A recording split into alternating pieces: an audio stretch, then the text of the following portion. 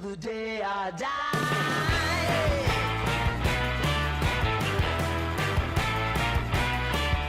Hey, swing those hips around.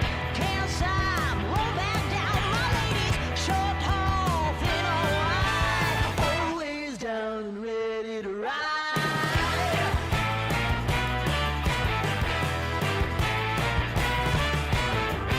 One by one, billion by billion, been holding up half the sky.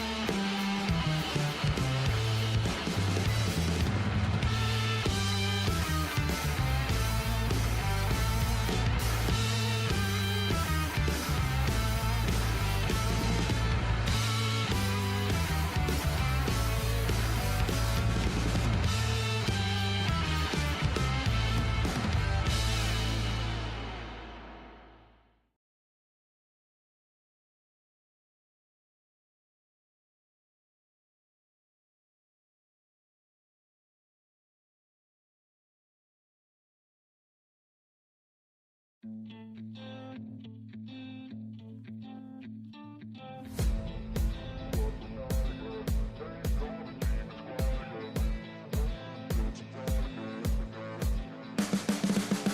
can see the writing on the pavement. Young kids, they're growing up in basements. Online, a whole new generation. I'ma make mine, so you better go take it. Always, they need a new replacement. Decentralized, can't contain it. We're changing lives, yeah, upgrading. Call it suicide of the older generation. What keeps you up at night, yeah? Make all the demons quiet, yeah. We were built to thrive, yeah. I think that we've all had enough. What keeps you up at night, yeah? Make all the demons quiet, yeah. We were built to thrive, yeah. I think that we've all had enough. Yeah, I think that we've all had enough. Sick of dealing with the old plan. They know that we're calling it wrong. You got me like, oh yeah, I think that we've all had enough. Sick of dealing with the old plan. They know that we're calling it wrong. Hey, it's too late to try to go contain it. A generation fueled by creation. We live lives on a small screen nation. We control the airwaves, no negotiation.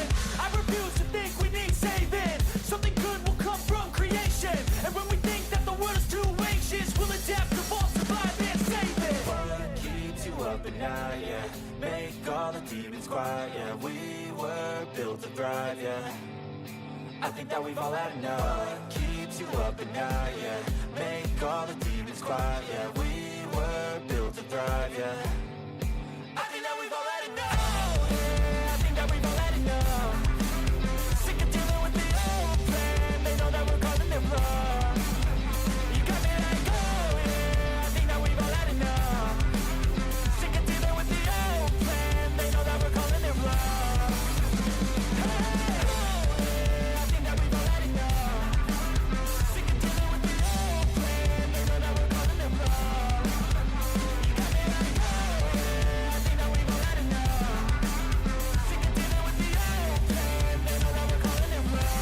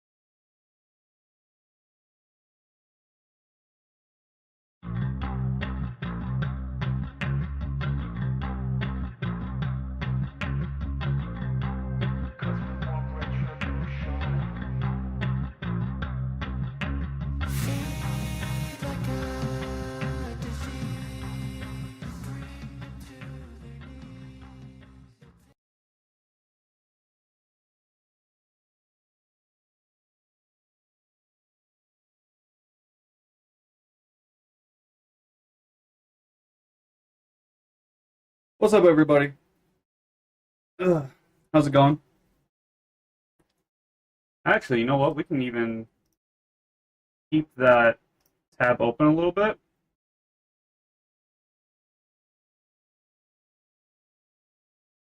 Let's just add some chill music.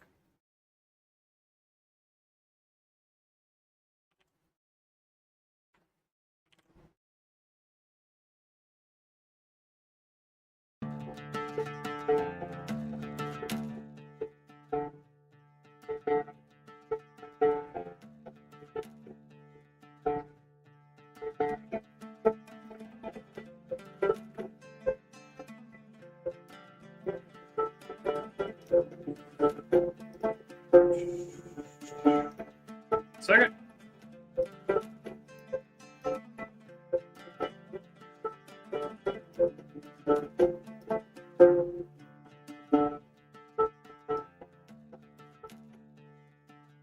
Test.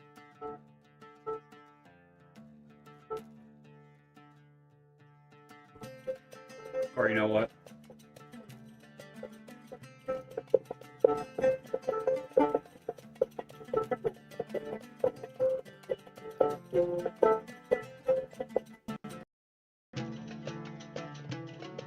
I just have it come through my headphones. How's it going, everyone? Welcome to the stream.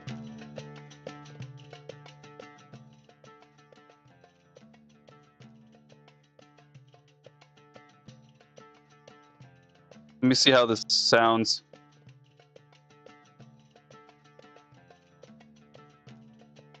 How's it going, everyone? Welcome to the stream. All right. Doesn't sound too bad. Let's see how this sounds. Go. All right. How's it going, everyone? Welcome to the stream. We got some stuff going on today. I was just sent. So yesterday, was it yesterday? Yeah, I think it was yesterday. Yesterday we got sent stuff from Legions of Will and Battle Grids. Was it yesterday? Yeah, no, it was Tuesday. Tuesday we recorded an opening where I got some playmats from Battle Grid and some starter decks, which they're down there. And we got some stuff from Legions of Will, which all of my pulls are on this shelf. I can, oh god, carefully. Opened up 4 boxes and of the first set. And so we got some stuff in there. Some of the promos from Battle Grid I just tucked into that box while that just sits on my shelf right now. But that's not all we got. Oh, and also yesterday we recorded some gameplay with Legions of Will, and the day before, during the unboxing days, I have a recording from Battle Grid as well. And today, I got some more stuff from Despaira. Despaira is another new, like, pre-alpha, pre-Kickstarter kind of card game. It is a grid card game. I have their TTS mod. Oh, I forgot to link their TTS mod. You can find it in the Discord, or for sure on their Instagram and stuff. If you want to find the links to the Instagram and Twitter and Discord, check out the links in the description of this stream. I have a bunch of links for that as well. Oh god, it's following me. I have the links to their socials. I helped create their Discord server, and there's links to places where you can support me down there as well. But yeah, we're gonna be playing some Master Duel after we check out the Despaira stuff. I don't really play Master Duel all too often, let alone stream it. I think I streamed it once or twice in the past. That was back when that was a while ago. That was like 2 years ago or so, probably. But we're gonna be playing some Master Duel today. I have updated it, and I played a game like some time ago, like a week or 2 ago, but then I opened it today when I got home from work, and that way I can make sure if there's any updates, I can just update it. So we can go straight into that. But yeah, let me head over to my overhead cam, move my mug. But yeah, we got some stuff from Despaira. That's my address. We're gonna this side. Oh, address is there as well. It's on both sides. No one clip that. Huzzah!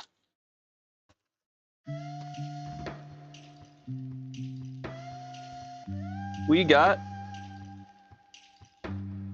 hard mat, not a rubber play mat. Get a hard mat. I have scissors right here. I'm trying to manhandle plastic.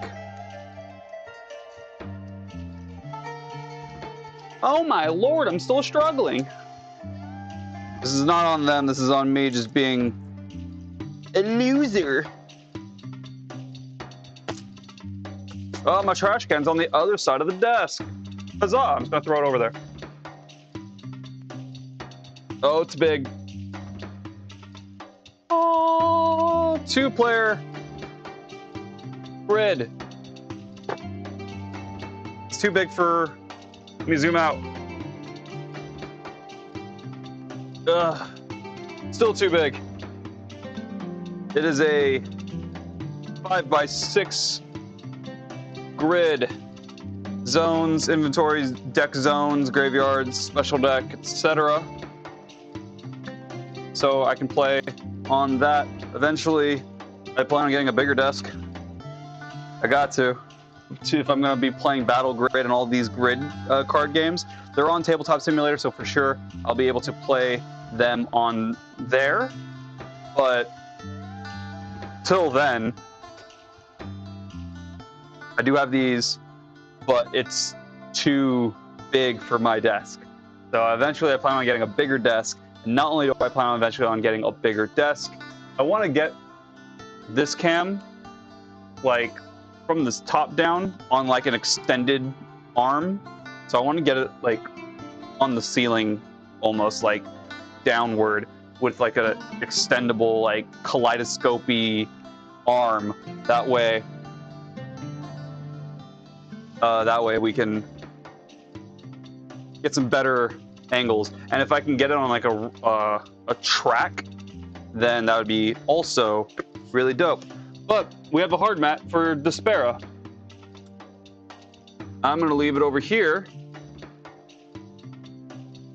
It's kind of like a little shelf. But that's not all they sent me. Does that follow me down too? They sent me cards. I don't know all the exacts of what is in here. They just warned me that because it's pre-Kickstarter and pre-packaging even, that they're just going to send me cards. And they did. I find it funny because I've never seen a sleeve of cards this long in the seal. It's usually like packets like this. But we have a bunch of packets.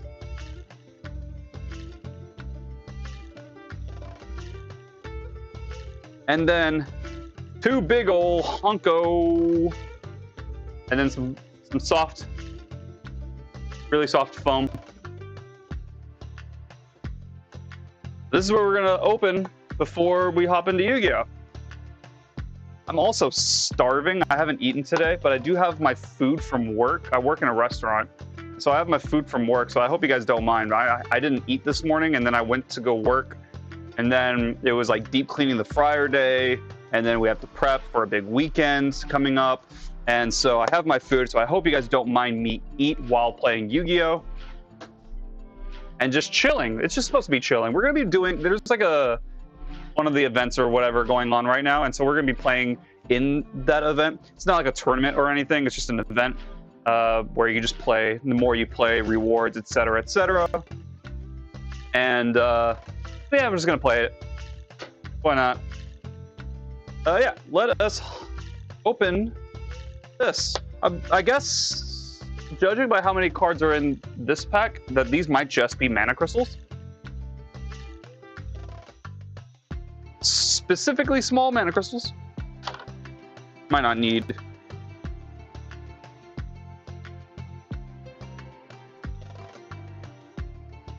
These are one of the resources in the game. I really need an X-Acto knife of some kind. Scissors are good for opening packs. But these... Oh, if I can just stretch that out. Cut that a little bit. It's opening. My lord, we're getting in. I saw there was a pack that had foil cards. I'm gonna put that off to the side. From what this looks like, it looks... Ooh, I can just throw all my trash in the box that these came in. And then throw all that in the... Throw all of that in the trash when I'm done. What it looks like I got here is just mana crystals. A bunch. You only need 12 because that's max in the game of Despaira. 1, 2, 3, 4, 5, 6, 7, 8, 9, 10, 11, 12, 13, 14, 15, 16, 17, 18. I have well more than enough. I'm fairly certain 12 or 15. I think 15 is the cap. And then we have 3 extra. Oh no! I was supposed to just drop it straight down and it caught my thumb. I love it. Which tells me that I also have... Oh, these are big mana crystals.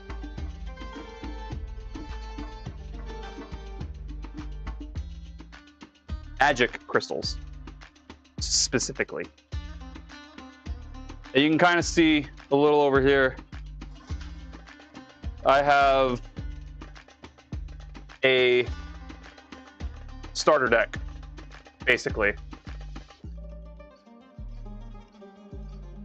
What was that? Gotcha. I have a starter deck. Boop. 2 of the same. And it's the one that I played. When the creator of Despaira was teaching me how to play, I decided to pick this deck to play. And they told me ahead of time, like, this is probably going to be one of the harder decks to play. And I won. Granted, like, the back half of the game, they did not have a great hand. They did not draw well. But there was also a point in the game, a very pivotal point in the game, where I made a really good play that actually stunned future plays from the owner, or from the creator of this game. And I was very proud of finding that play. And yeah. And magic crystals. These are size 3 magic crystals. These are small magic crystals. But it looks like we have 36 magic crystals. These go in a separate deck.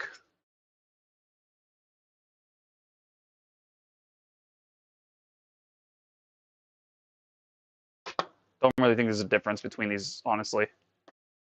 Okay. So we have a starter deck. This is, again, the deck that I used, played against the creator, and won. This is supposedly one of the harder starter decks to play with because there's a lot of working mechanics. But I was able to figure out, going in blind, figuring out how this deck kind of works. If I could just peel this, that would be fantastic.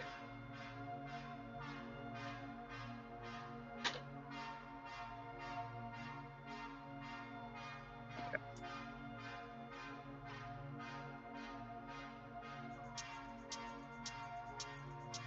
Ooh. Zygomorphs. Zygomorphs are these alien creatures. They do have the, I don't know if you can, if it'll, it did. They have the alien type. This is a 1-cost Zygomorph. They are, I think usually, or they all are, toxic type. The typing doesn't necessarily matter, not like Pokemon or anything. It's just more so for effects. There are cards that, like, toxic units, creatures, etc. Yeah, it comes with a Zygomorph. This is the leader. This is like your avatar, commander, champion, whatever. Like, this is your avatar that represents the deck. This does not shuffle into the deck. It is on the battle grid. And then Larva, Zygo Slave, Zygo Mantra, the Queen, Zygo Wing, Intoxicator, Guardian. You can kind of see there's a lot of one-ofs at the moment. Blood Drake, Zygarde Evo, or Zygarde Slasher Evo 1, 2, and 3. Hunter. Attaching? Passion? A root spitter. Pentacrawler. Worm. A lot of Zygardes and stuff. I'm glad I have 2. That provides me with being able to at least combine these to make something at least a little improved. Plus we have these that we're gonna open as well. We're not gonna like one at a time go through all of them because that is a lot. And let me look at the tops. They're the same card. I can only assume that they are the same, that these lots are the same. Got token for Zygo Larva. Got an egg, entrapment. We have a colony space. Or no, we don't have the colony space. This transforms zones into colony spaces. Tentacles, sticky, Zygo Doom, Zygo Crystallization. We have a lot of Extractor, which is a great card. It gives you magic crystals to play more cards, like these spell cards.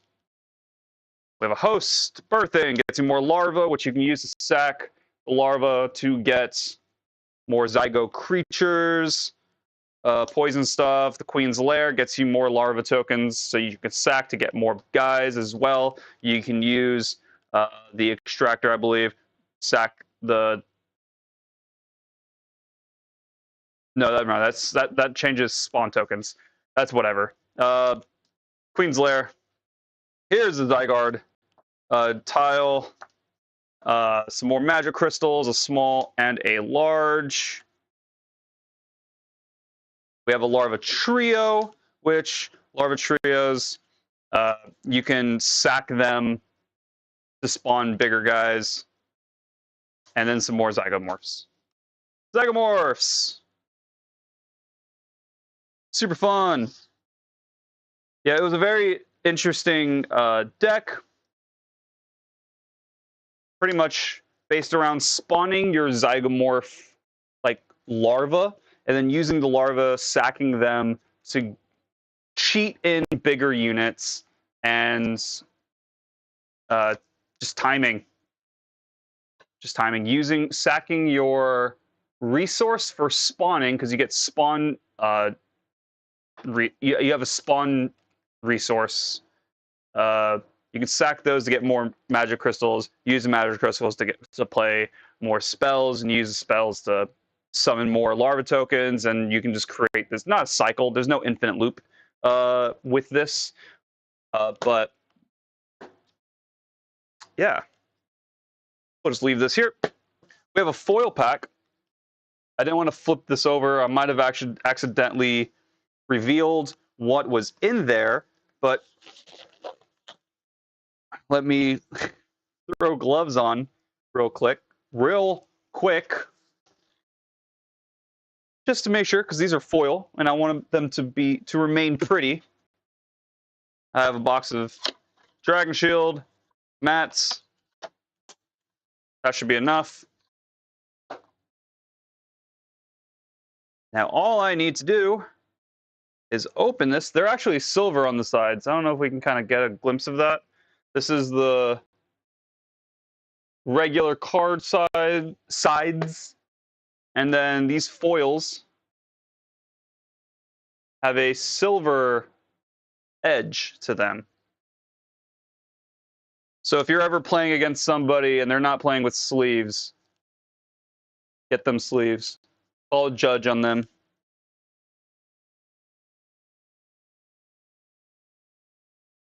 Okay, well, we have one of the big bosses in, please, Plasma Eyes.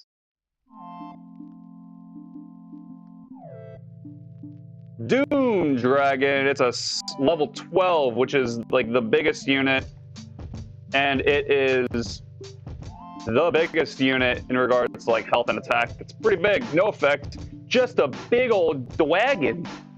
Dwagon, Yug. Okay. And then we got some foil frost stuff, which is awesome because I'm like playing on Tabletop Simulator. I made a frost control deck, and so that's really awesome. This card is really dope. Yumika. I'm gonna pull this back down since I don't need the grid in play anymore. Pull this a little forward. Is this good? Yeah. Yumika is a really strong unit creature. She's able to plop like ice counters. Let me move my camera. No, stop moving.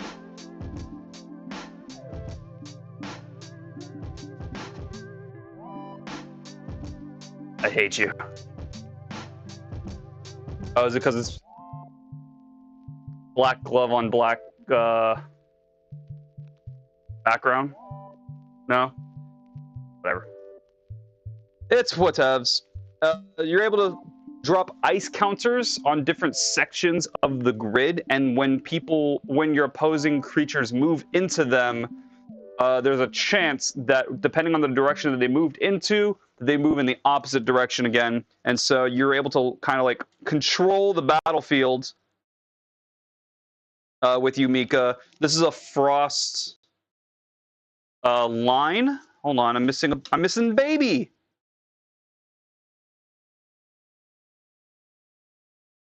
Oh no! There's no baby! It is all good. This is the Frost Evo line. You saw the Zygarde Evo line when I was pulling the Zygo deck. Here's 2. 2 evolves into 3. 3 evolves into 4. This is very much like Evos in Yu-Gi-Oh! Where when does this happen? During your next turn, this grabs this guy, plops it on top, and then during the next turn, this plops this, and you're good to go. With your big boss Evo. Love that. And then this is like a Frost Phoenix, if that makes sense. This is an Ice Phoenix. I don't know what they're called in mythologies.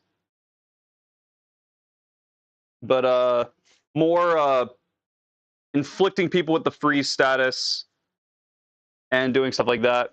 Really awesome. This was like a one of in the deck list that I have, just because this is summonable by itself. You don't need the evolutionary line. Thank you. You don't need the evolutionary line. Here's a Blizzard Peacock. Awesome art. Let me just bring this back up. Let this focus in. Look at that art. Beautiful art.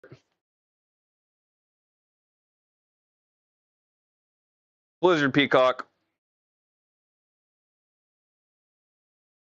Pikaku is actually what the name of the card. Blizzard Pikaku. Which adds like Sub-Zero tiles, frost tiles. Some traps, because my deck is actually a control deck, and there's traps. So it's really awesome that they're able to send me... Oh, here's a Sub-Zero tile. Send me traps and frost stuff. And then here's also, it's not just a frost deck. I use, to play a little aggro in the deck, is another evolutionary line of the Ethereal Turtle. Level Evo 2, level 3. And I used those to kind of like ramp some beat sticks, as well as control the board. So it's kind of like a pseudo mid-range, but it's very much like board control. But that's super dope. I don't think that they told me exactly what was sent in here, but they've definitely sent me part of my deck that I've been playing on Tabletop Simulator, but foil. Some of these aren't in the deck. I think that, like, initially the deck did have Avalanche Golemite, but I took it out because it just wasn't doing anything. And I did put I kept Avalanche Golem just as like a 6-drop beater. but that's also not necessary in the deck. And I was actually debating about taking that out anyway. Do have Sub-Zero to like cover. It's mostly so it creates Sub-Zero tiles on the grid, and it's mostly in there to cover up other people's if they're playing tile manipulation. Book of Rebirth is also, I didn't even realize there was Book of Rebirth in here. You're able to miracle spawn a level 8 from the graveyard, and so you're able to like get Frost.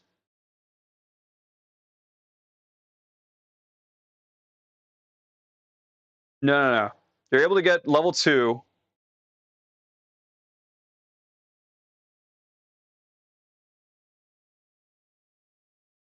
During your opponent's turn, or like the end of their turn, and then during the start of your turn, you can get a free 3.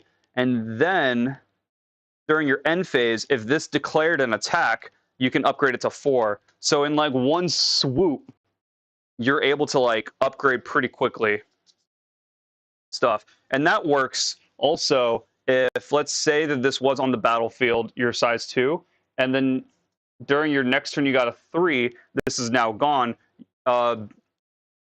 hit or whatever into a 4 or whatever, you're able to then at the end of their turn bring back a 2, and then during your turn get a 3. And now you have a 4 and a 3, and you just have a monstrous board and of aggro on top of like your frost control cards and traps and whatnot. Awesome though. I also got a Plasma Eyes, so that's dope. That's going on the display of cards over here. Just need a little shelfie guy. Plasma Eyes, biggest unit in the game. Swinging back over here. I actually don't play the Blizzard Peacocku, which is the funniest thing to say. Really, out of all of the things that was sent to me,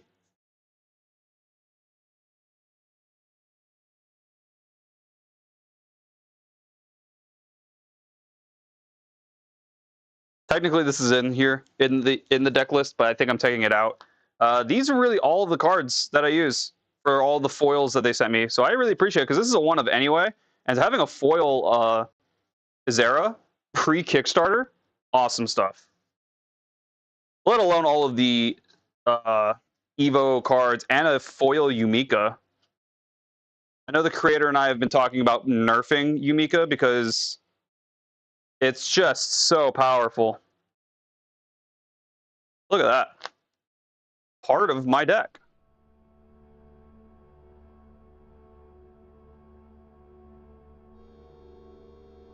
Sorry if it seems like I'm rushing to get through like display, like showcasing and sleeving all of these because I'm so hungry. So hungry. My food is right next to me. You can see the box on the camera right here of my food. Yeah! Super stoked. I'm gonna leave this over here next to the Zygomorph deck and the many, many magic crystals. And then I have one sleeve. I have more back here. Let me just throw this into this box because I have like a full box for sleeving.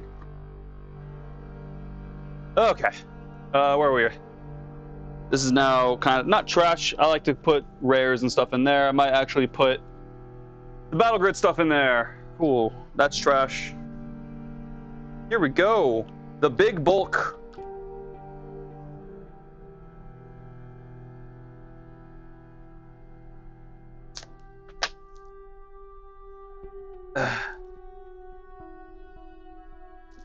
I don't know if this is every like a single copy of like every card in set 1.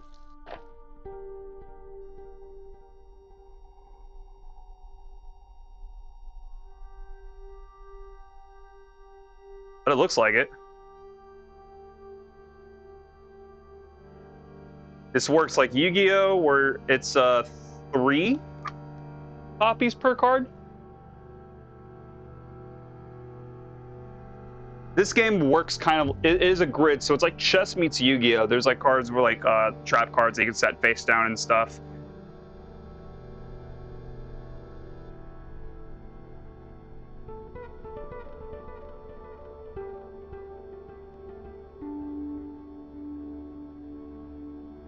Look, I'm just like slowly going through the cards, but looking for, this was a cool card that I initially was trying to make a control deck for, because this locks down tiles on the board and that your opponent can't get through.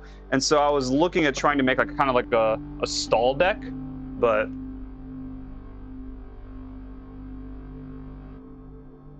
this is a dope. This is not like a mandatory staple, Golden Owl, but this is like a cool card where you can discard this card from your hand to get 3 spawn points at the start of your next turn. So you're able to just play more cards. Oh, look at that. Non-foils of like the 2 Phoenixes.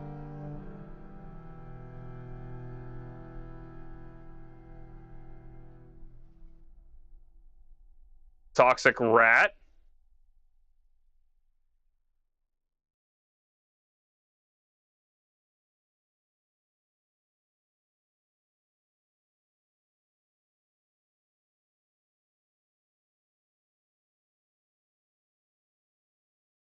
Yeah.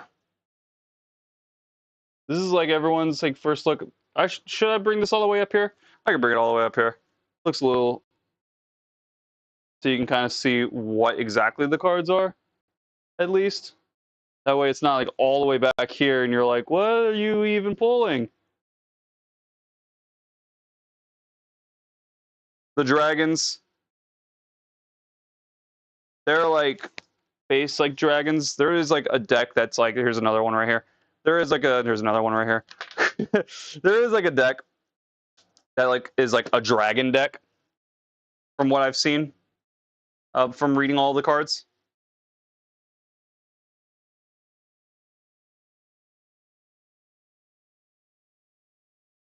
I'm debating on this card.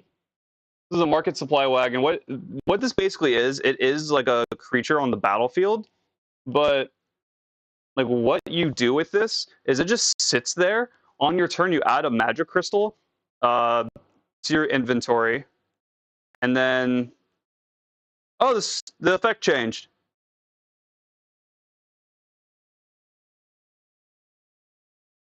Oh, so every turn this ramps you 1 magic crystal. It used to every turn you put a counter on this, and then you can remove 3 to draw a card. But now this ramps you a magic crystal, and you know what? That's not that bad.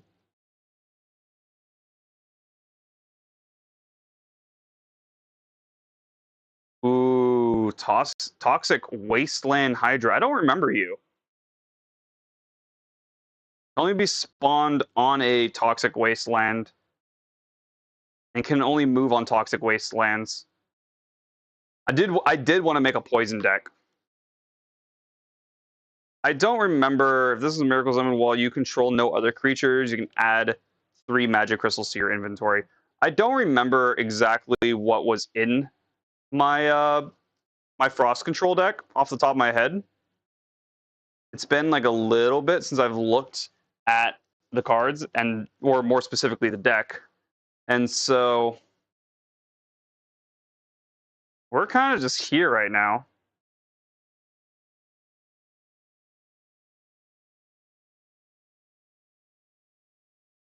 Oh, you're Earth now. This used to be water.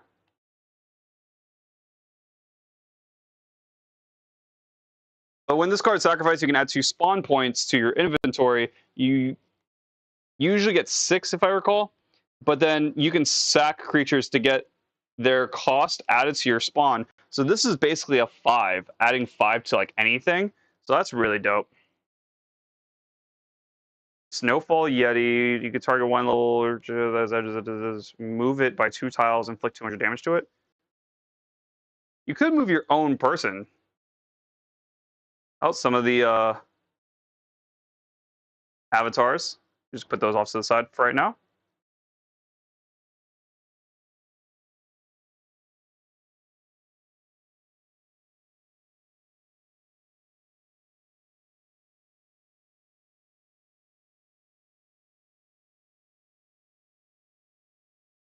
Some spells. Some strong spells. I gotta go over like all of these to like really fireball.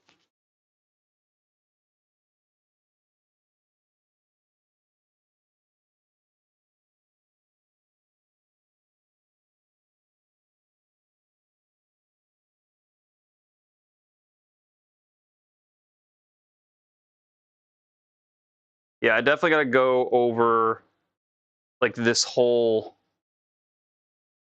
lot to slowly build what deck I have in Tabletop Sim. Alien Gray. I think it's like the only non-light,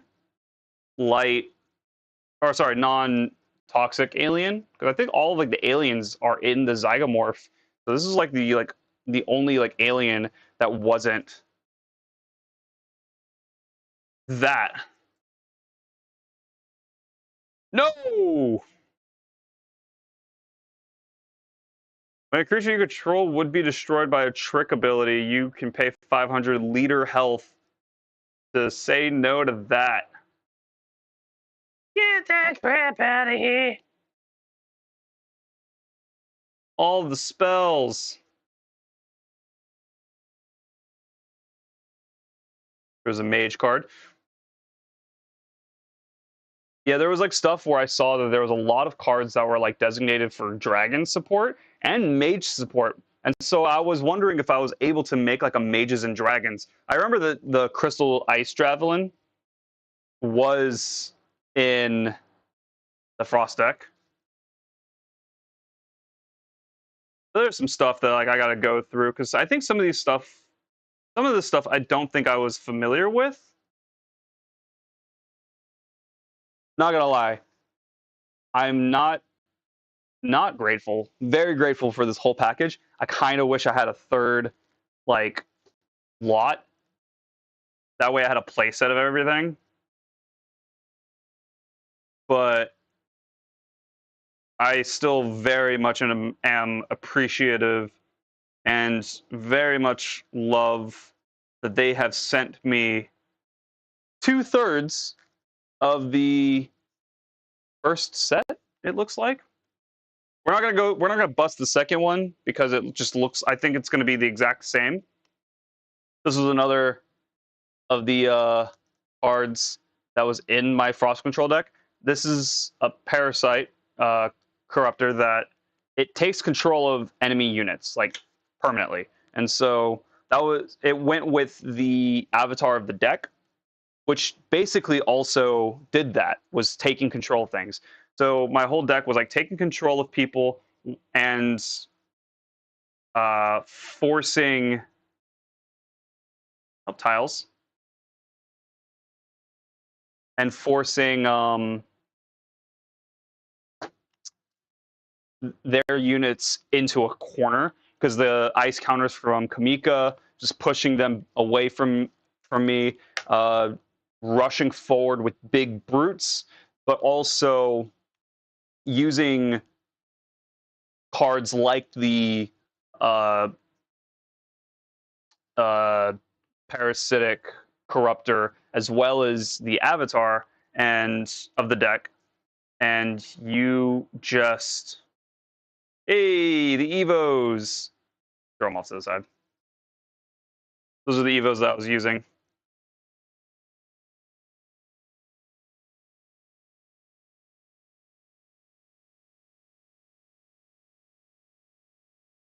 Oh, these have a level. These are not the heroes. I thought these were the heroes. They are not the heroes. Oh, they were. They might be on the back end of the pile. Hey, Electropesto. Pestro. Like this rat scientist guy was really cool too, because what you were able to do with this was when they come in, once per turn, on your turn, when this card moves adjacent to a non-thunder element creature, you can activate this ability. That adjacent creature moves or attack, or cannot move or attack until my next turn. So it's just another way to kind of lock things down.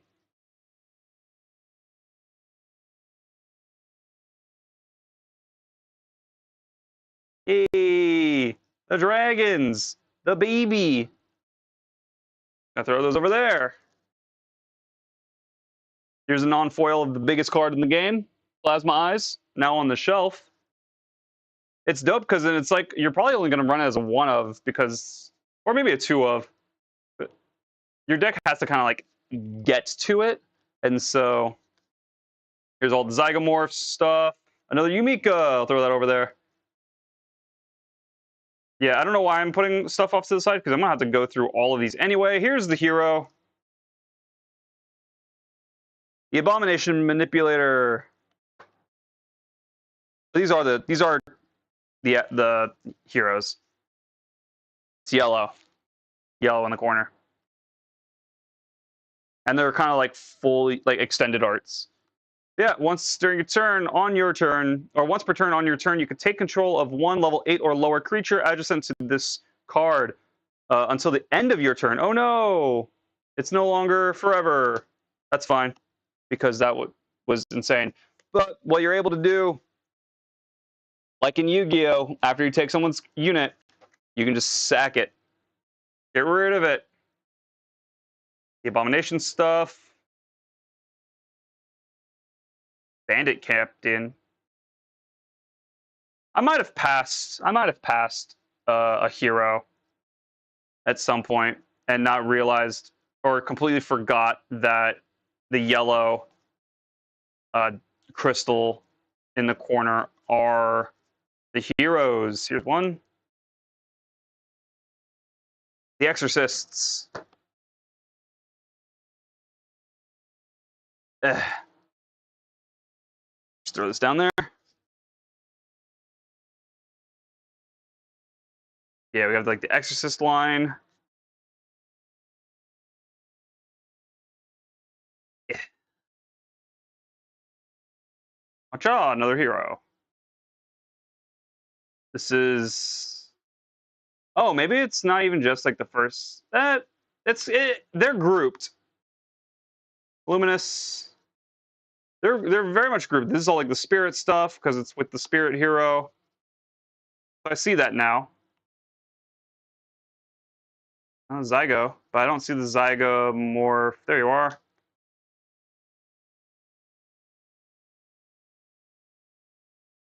Yeah. This is Despaira. I'm gonna kind of like move these around a little. Kind of just move this stuff.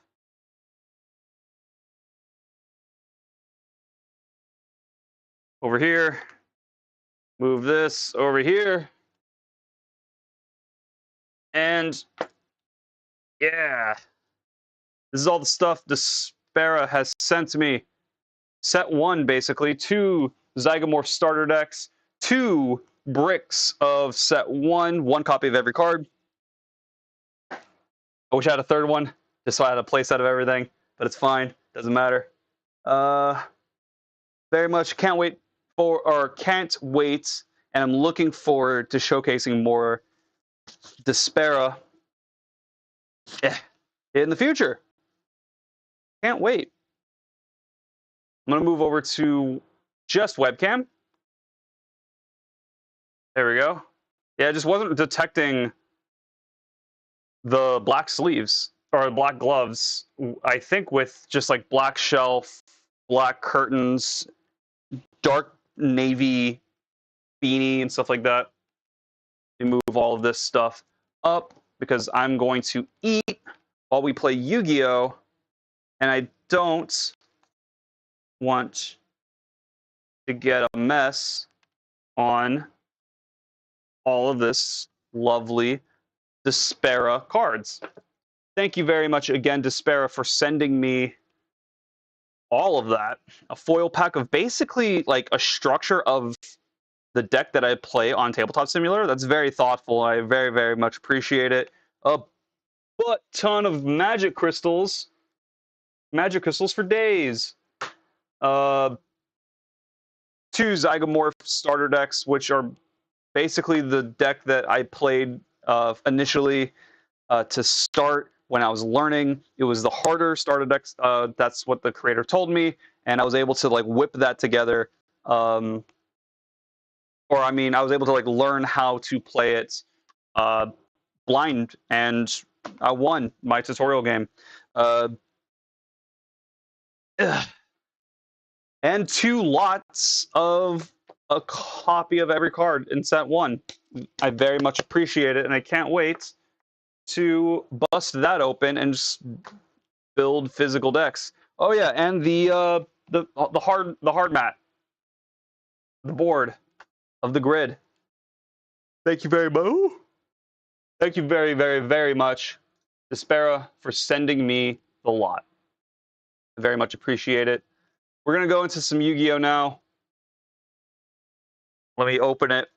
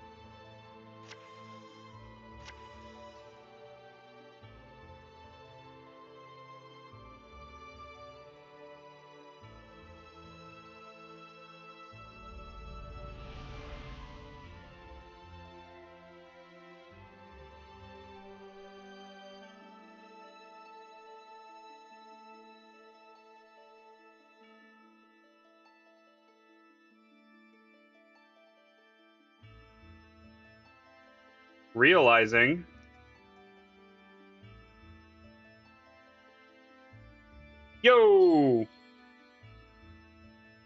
realized that my microphone was not on this slide. Don't know why, but here we are. So you couldn't hear me. I was singing in the kitchen. I was just like, I wonder if Chad can hear me. You couldn't. You couldn't.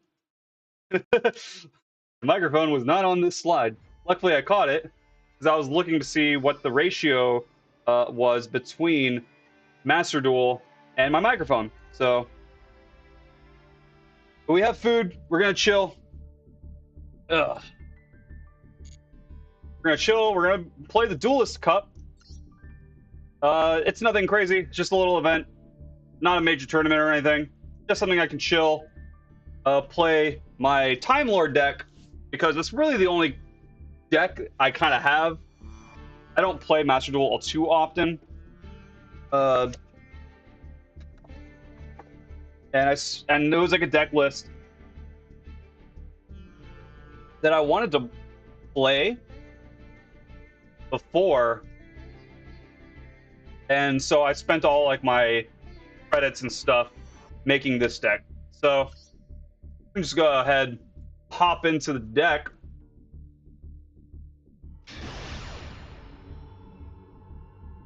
I'm no longer on on Twitch. I forget. I think I'm fine going second. I think, if I recall, this deck does not mind going second. We're gonna be running all into competitive decks and whatnot, so we'll see what we get. Honestly, it's not bad. This is actually a first turn win.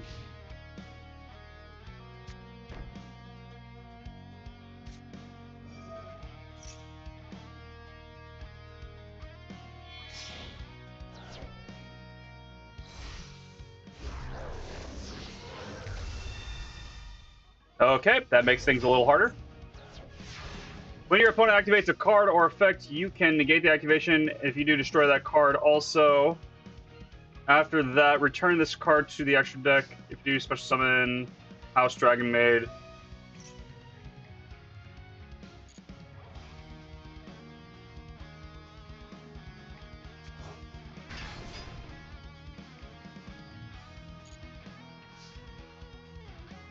Interrupted Kaiju! Negate.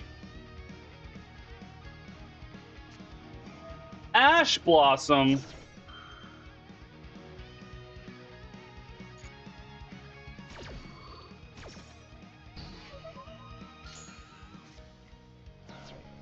Fine, we're gonna activate 1-for-1.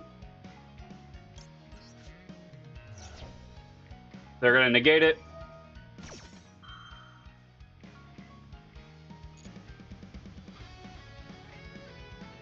Ugh. Go back into the deck. Finish resolving it with you. What do you do? Once per turn,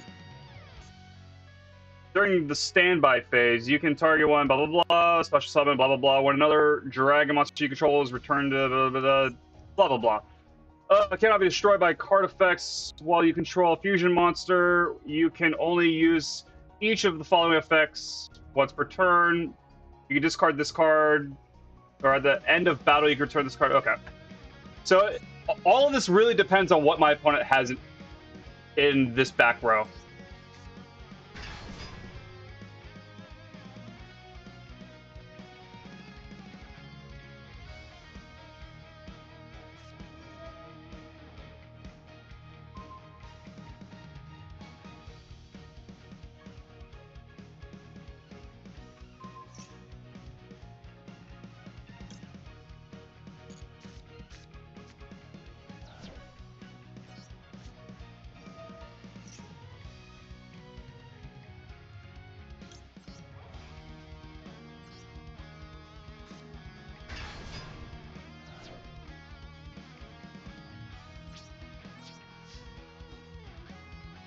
Smackety smack.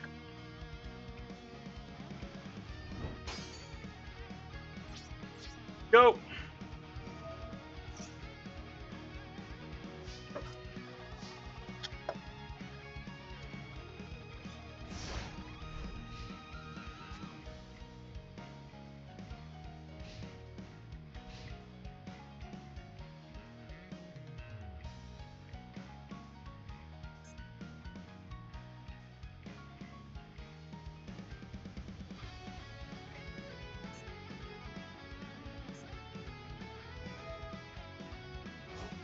Oh my lord. You're still going.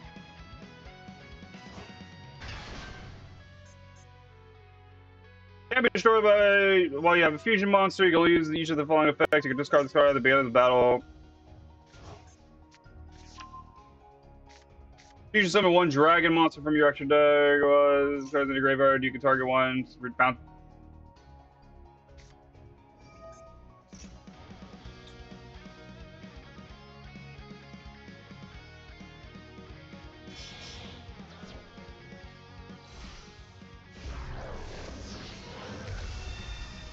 Here's this guy again.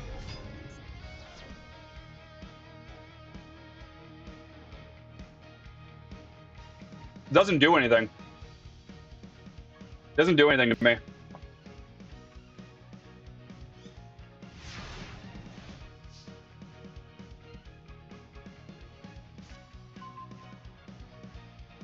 That's kind of funny.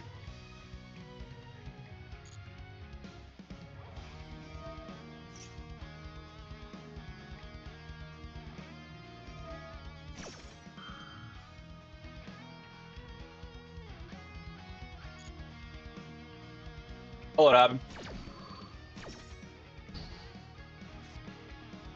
Because you're negating the effect of it bouncing. So I just have my guy.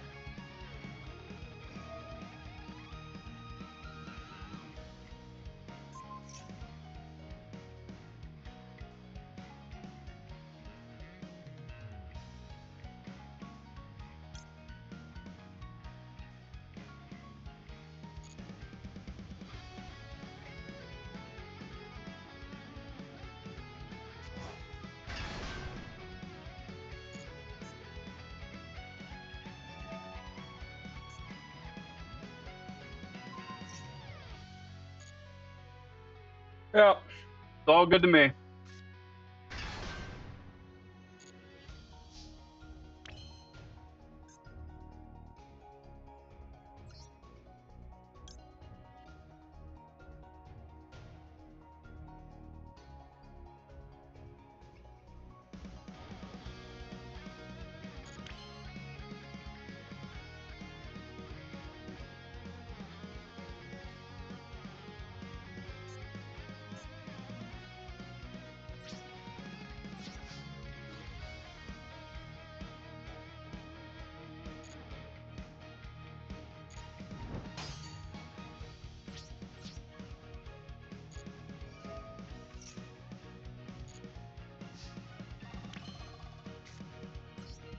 I'll make him think it's imperm.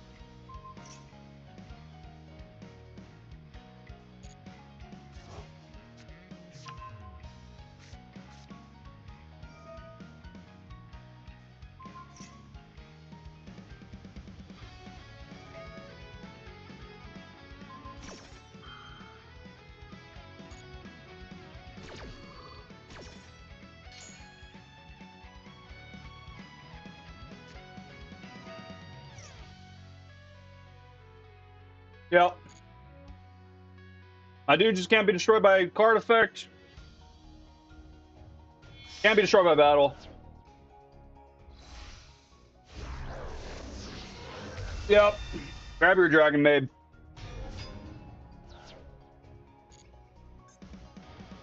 Grab your Shio.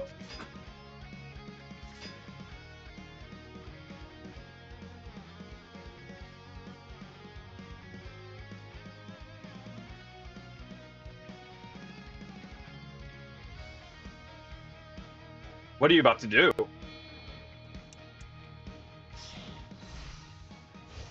Seed? Tachyon.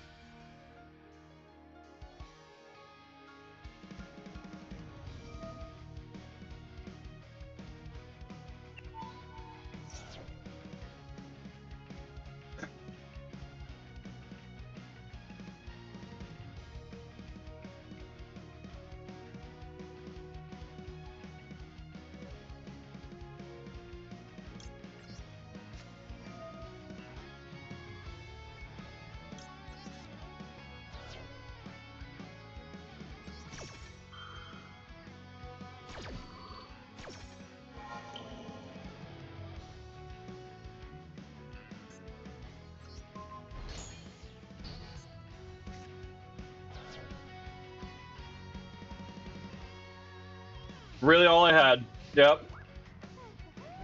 I need a miracle. That's a miracle. Negate it. Oh.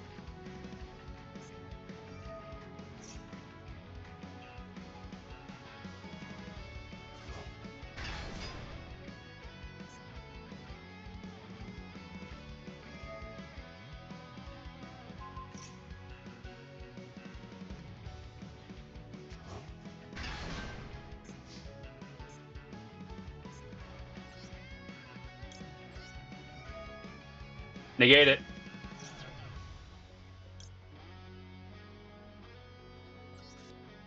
Can you not negate anymore?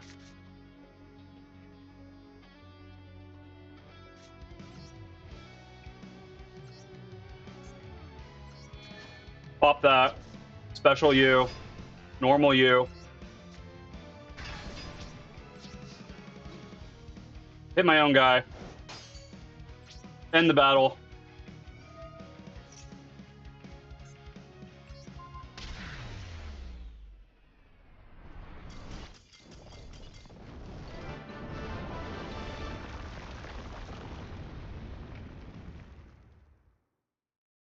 Let's go. First game in, we get a win? Get a dub? Against Dragon Maids? Let's go. Granted, we drew all of the outs I needed. I drew every out I needed. Holy crap.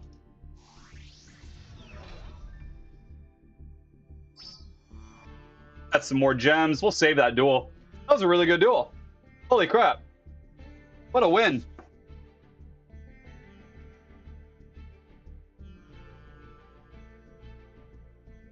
If anyone's confused by if anyone's confused about like what kind of deck that is, Timelords, let's just go to the deck real quick.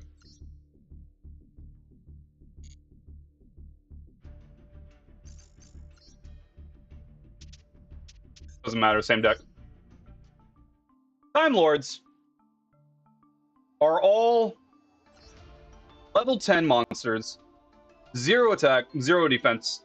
All of them cannot be special summoned from the deck, and all of them say that if I control no monsters on the field, I can normal summon without tribute, because for level 10, you ordinarily would need 3 monsters on the board, tribute them to normal summon. All of them say that they cannot be destroyed by battle, card or card effects, and I take no damage involving battle with Timelords.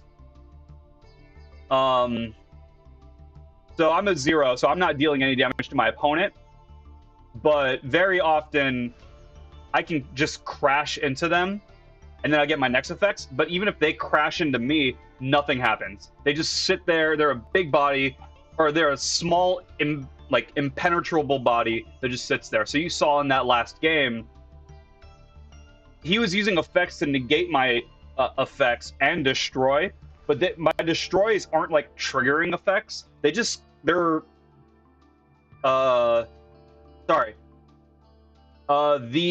end of battle phase effects are triggered effects that can be negated, but the cannot be destroyed by a battle or card effects and no battle damage or whatever.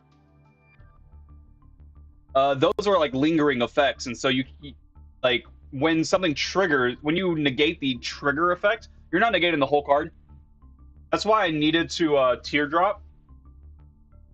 I needed to droplet the Tachyon, because that just nullifies all of the abilities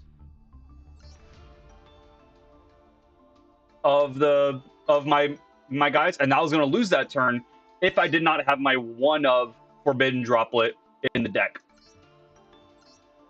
And that's kind of why we play with Droplet for that very situation. But going back to the Time Lords, all of them have different effects. Medion is at the end of battle. They all trigger at the end of battle.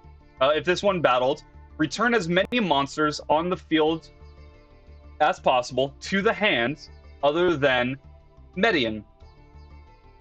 And that, if it's an extra deck monster, it goes to the extra deck instead of the hand. And for each card returned, I burn my opponent for 300. And then all Time Lords at the beginning of my standby phase, they shuffle back into the deck. So every turn, you can play one without tribute if you control no monsters, which usually this deck has.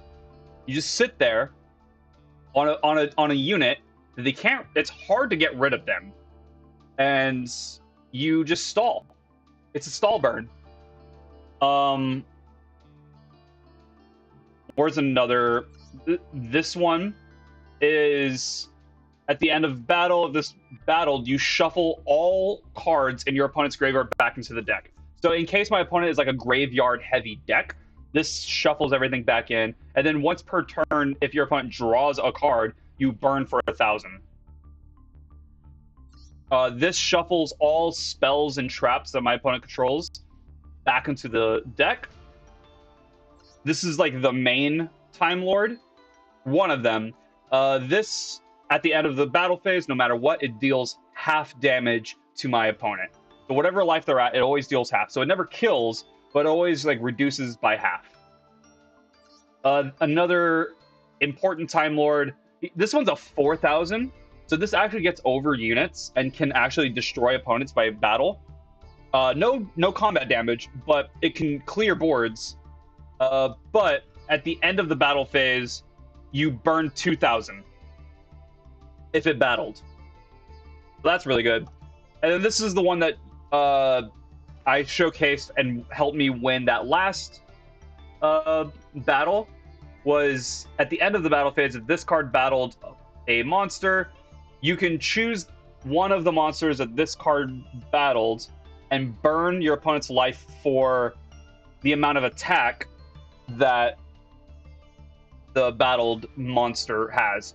And so I had a Kaiju, sacked their Tachyon because Tachyon is going to negate all of my stuff. So you sack the Tachyon to get the 3,300 beater, crash into the monster I gave them, 3,300.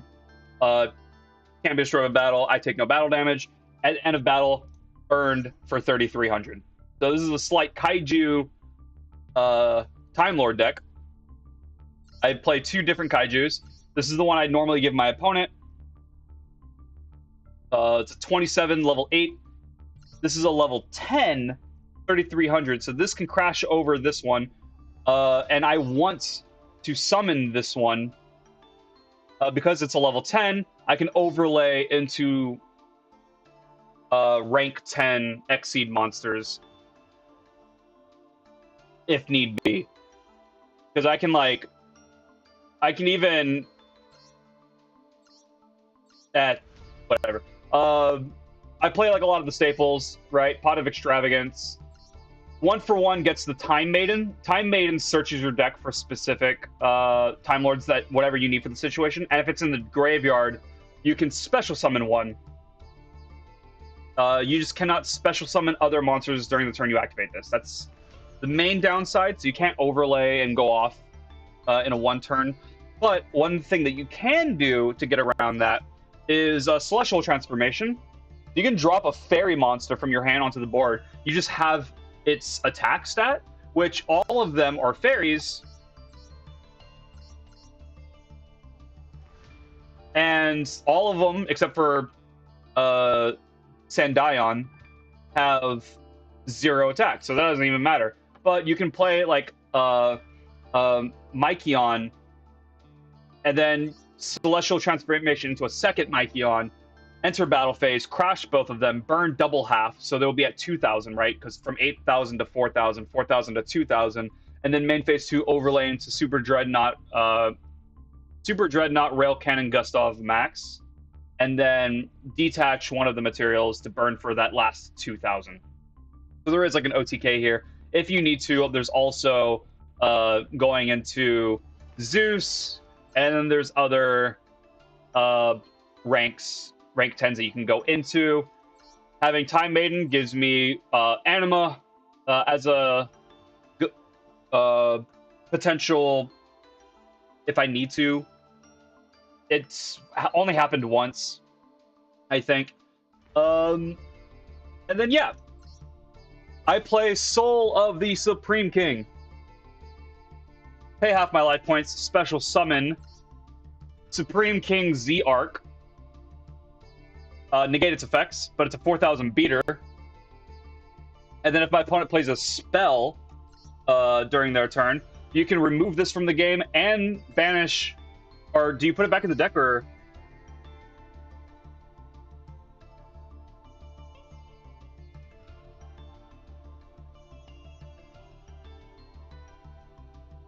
You can banish this card from your graveyard and one face-up Z-Arc you control, and special summon a Pendulum Dragon, Exceed Dragon, Synchro Dragon, and a Fusion Dragon. So we have Starving Venom, Fusion Dragon, Brave Eyes, Pendulum Dragon, Crystal Clear Wing, Synchro Dragon.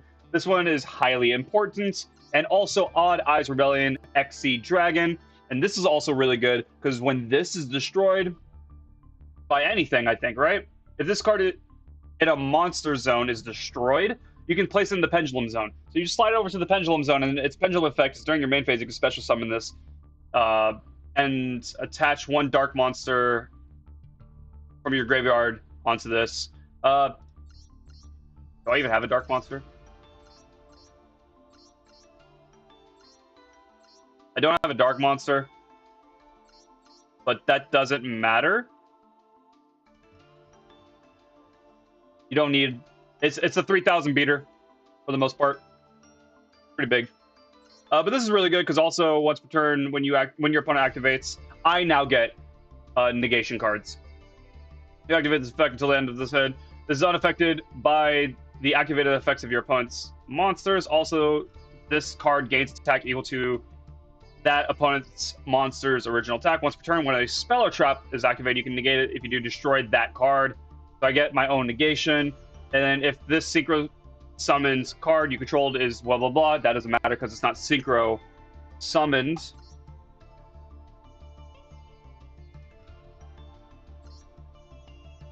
Yeah. That's the deck.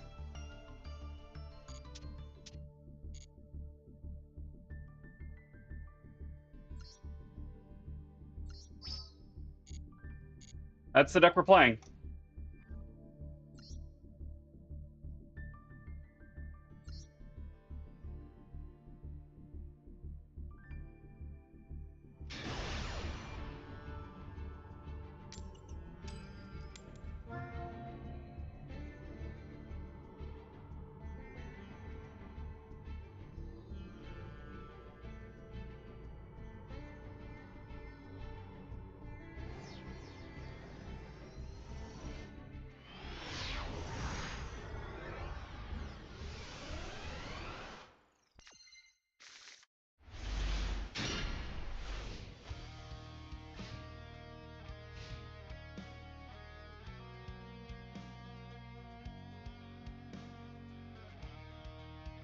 Iron's not bad.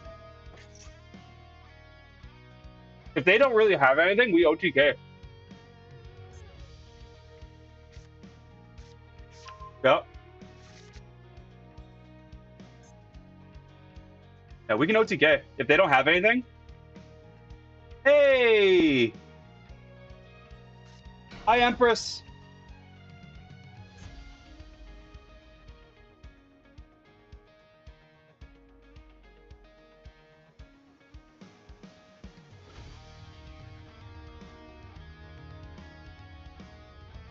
How are you doing, Empress?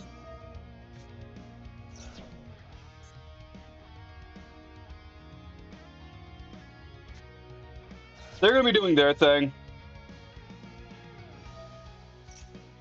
Main thing I'm worried about is if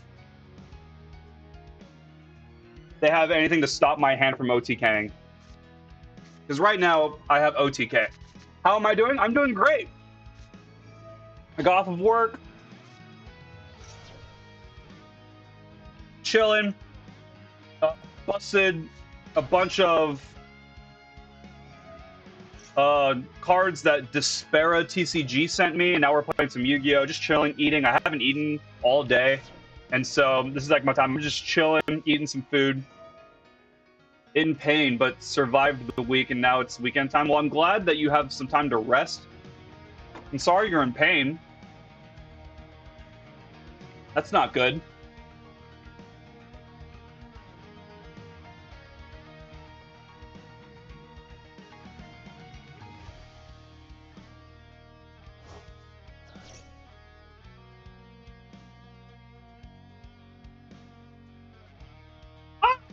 This is one thing. Oh my lord, that thing's huge! What do you even do?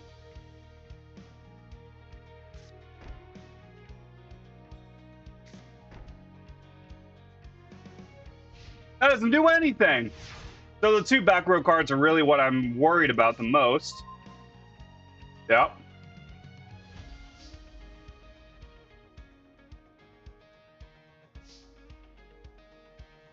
We're gonna play that over there. We're gonna sack your guy here. Anything in response? No. We're gonna play Median.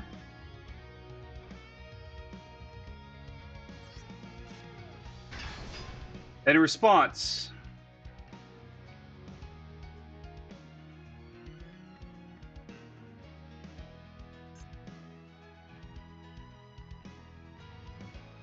Discard battle, return as many.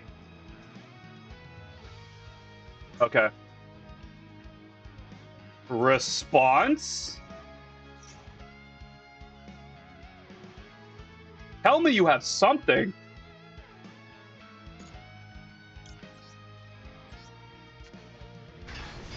I'm realizing I don't have an OTK anymore, but it's okay.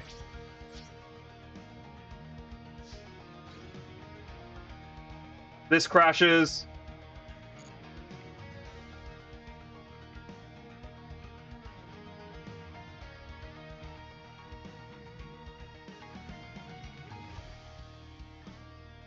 Looks like they disconnected.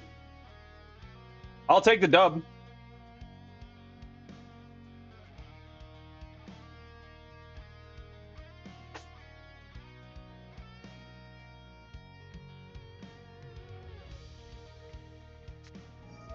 Forbidden Droplet? No!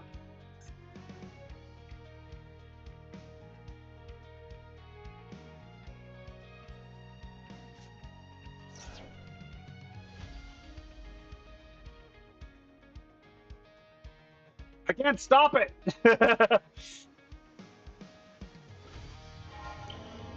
How many you... Just the one? That's fine. Continue to attack. No. I will attack with this one.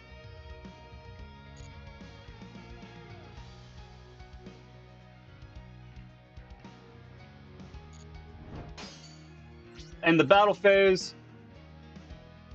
Unfortunately, Wrath doesn't trigger, but Median does. They don't have anything. I get back my cards. We're in main phase 2. We're going to set a card. We end. Still working on the surprise that I told you about. Ooh! hopefully revealed this weekend. Very excited for you. And it means you'll be getting another gifty in the mail. I love gifties. I love gifties. This week I've opened like so much stuff. I'm very excited. I recorded an unboxing stuff from Battle Grid TCG, from Despaira TCG, Legions of Will, and I have those kinds of things. I have the Legions of Will and Battle Grid recorded. They just need to be edited, which I'm going to send to somebody to get edited. And then at the beginning of this stream was my Despaira stuff, so I'm very excited. Can't wait for all that. And then I can't wait to share your stuff. I still have, for anyone else who's like lingering or anything, I still have to open the blue deck. I have your blue deck. I just want to get blue sleeves before I actually crack this bad boy open. In my deck boxes down there, I have the red and green deck.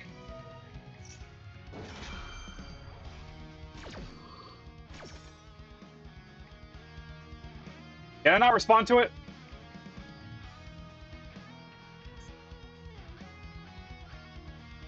Yeah, I should be able to respond to this. What? Can I not forbidden droplet it? Oh, it's during the end of my turn. Ah!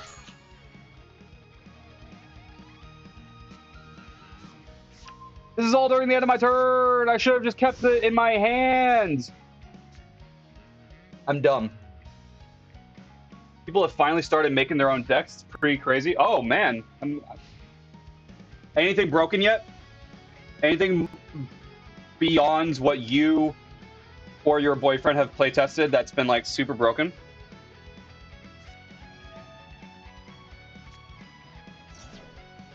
Do I just lose? I should have just negated that.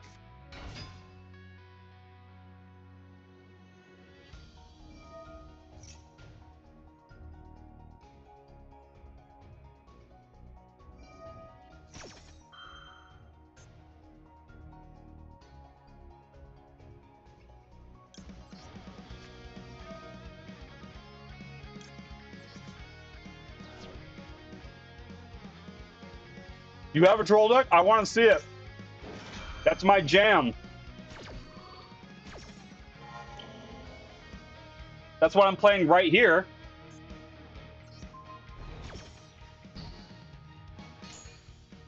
I'm playing a troll deck here. In Despaira. No, not Despaira. In Battle Grid, I was playing a troll deck. In Legions of Will, I'm playing a troll deck. I have a troll deck in Game of Skate. I have a stall deck in Pokemon. That's what I like to see.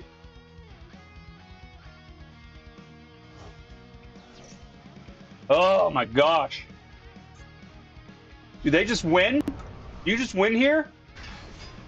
This is another one.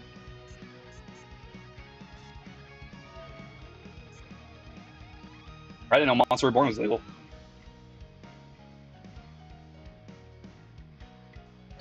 Oh, I'm sure.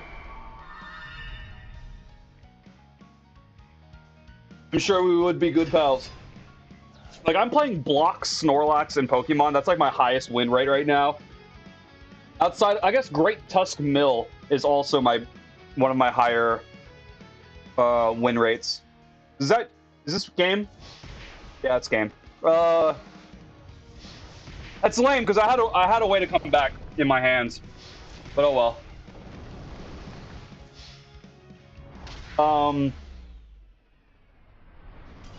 I have in Game of Skate, I have a deck that plays no skateboard tricks. It's all actions, and it's like a super stall until my opponent decks out. There's an alternate win condition in Legions of Will that I made that deck as well.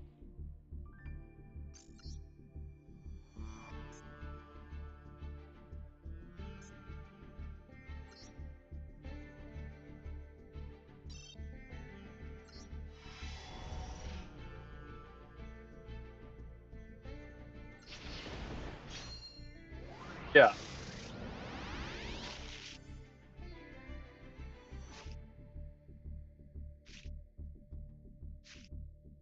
I don't know these cards. I know Excel Synchron. 9 lives, cat.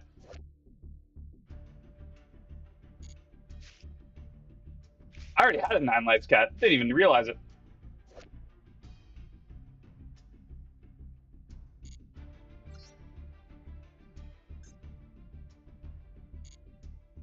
Another free pack. Huh. Made the ingredient deck, and it just gives him so much movement that he just counters everything. Told you can't be playing like this. Yeah, that's what I'd be doing though.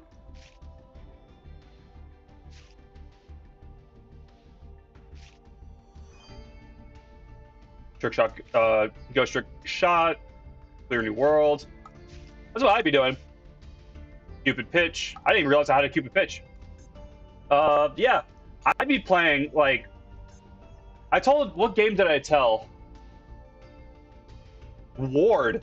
I think Ward training card game. I was like, man, like my play style is A, control to the point where my opponent cannot play the game, and B, force them to sit there and watch me play the game. And yeah, and alternate win conditions. I love alternate win conditions. If a game has an alternate win con, other than just beating face, I will do my damnedest to make that happen.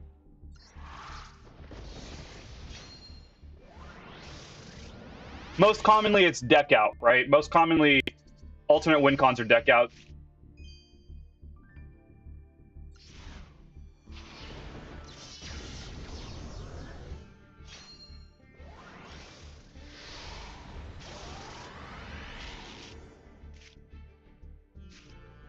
Spooky Moki King!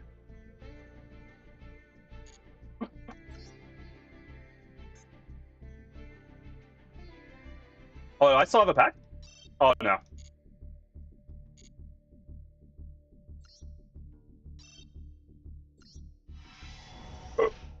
Ugh.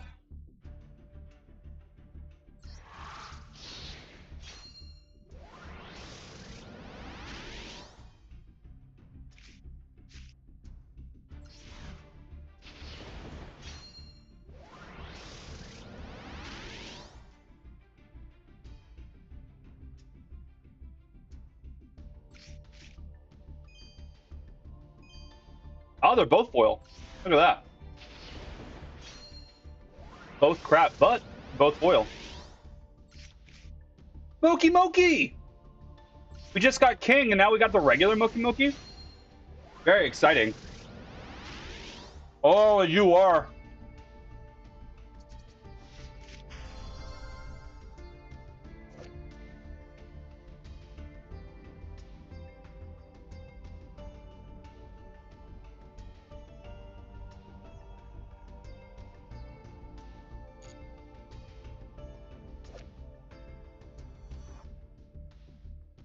Why are you a you are?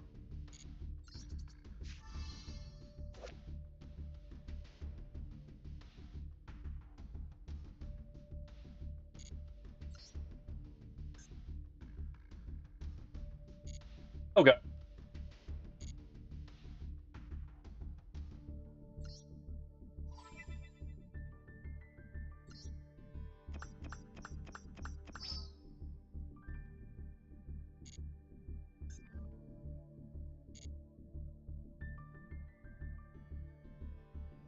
Grabbing all of our resources. Look at that. Gems. With 2,000 gems. There's nothing specifically that I'm looking for. I'm working on an alt-win con for Guardian format. Standard already has one. What alternate win con does Standard have? Is it just deck out?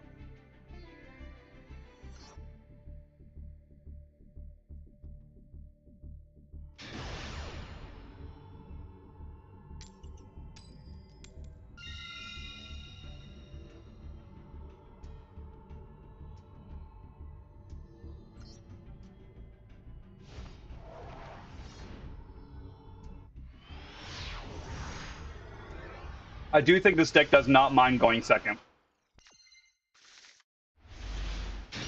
It's not a great hand, but it's something.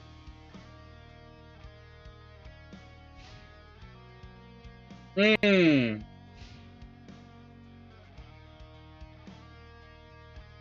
sounds like very aggro. I'm not really much of an aggro player. I like slowing the game state down. I would love a like slower win con. Something that I can force my opponent to not play the game.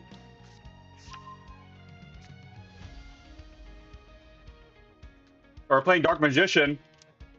I actually think we should win this. We should win against Dark Magician. Like, just like I can sack their Dark Magician or whatever. Play my Kaiju. Play Median. Smack into my own Kaiju. Bounce the Kaiju.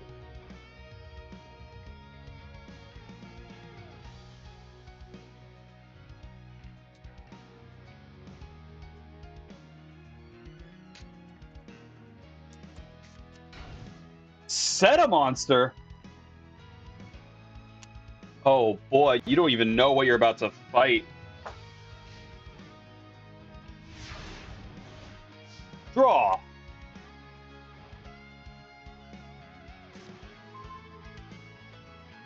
I think I've played 3 games on stream so far, and every game I've drawn the one of Forbidden Droplet. That's so funny to me. I also have Called By and Droplet. That's crazy. All right, well, we can play Median or Mechian here. Do you have anything in response? I doubt it. I don't think that you can do anything other than like Solemn Judgment here. Yeah, that's fine. You can Forbidden Soul. I don't care.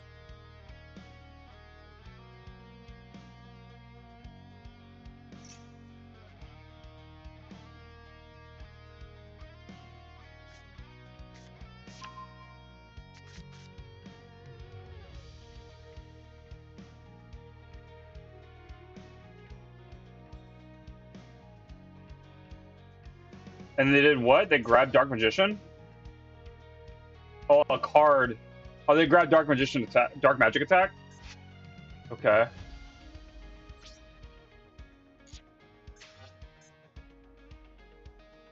But that's fine. I don't care. I don't care about that. Battle phase! Smacky smack! With a big ol' 0! That's fine. Take that 2,000 or 4,000 health to the face.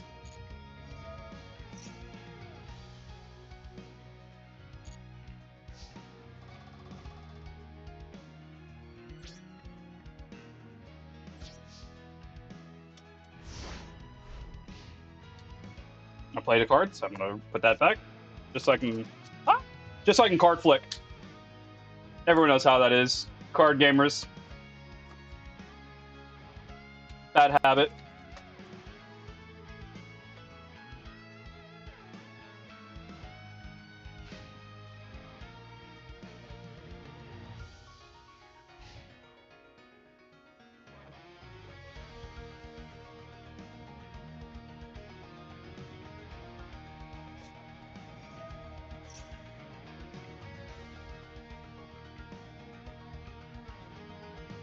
What are they doing?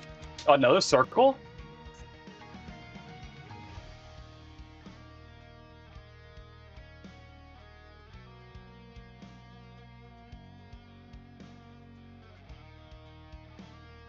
Yeah, that's pretty scary.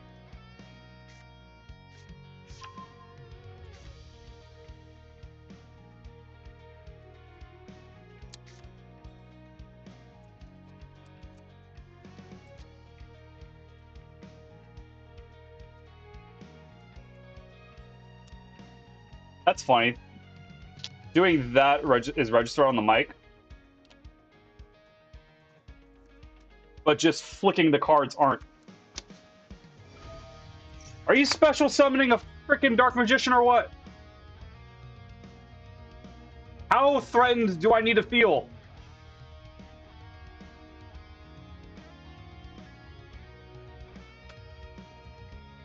Circle does hurt.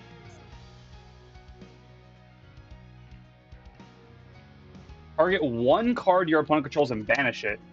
The only way, other than negating their effects, that's really the only way around my guys.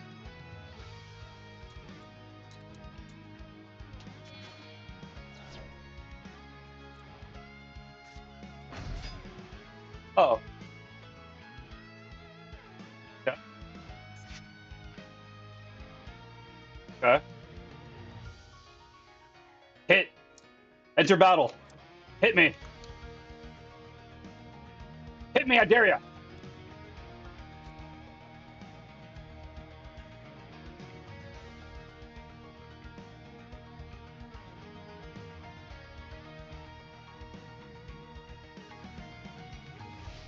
Yes! Hit me! Oh, they're doing it! Yu-Gi-Oh players, man! Yeah! I don't take damage, dude.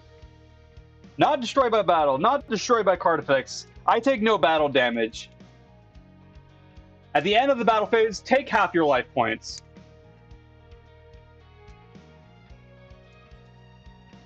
You done goofed, kid. You done goofed.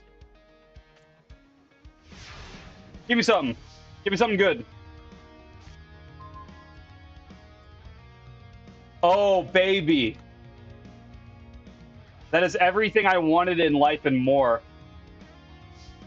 Standby phase. Activation. Trigger. Goes back into deck. Prepared for another day. Oh, you... adds dark magic attack or 1,000 knives.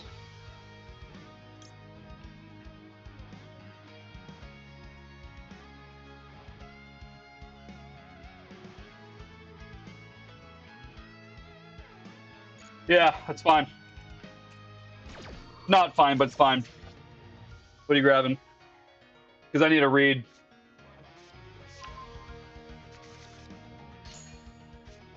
Oh. That's fine.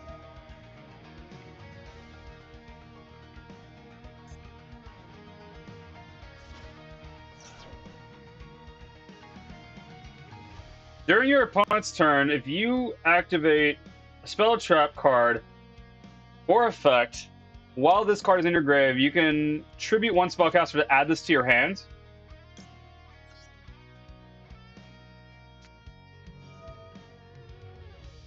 Get out of here.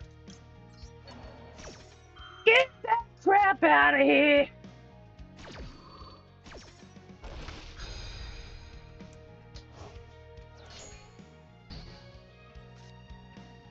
I got answers, buddy. I got answers.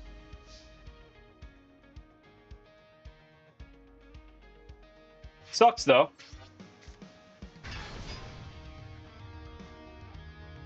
I am heavily at risk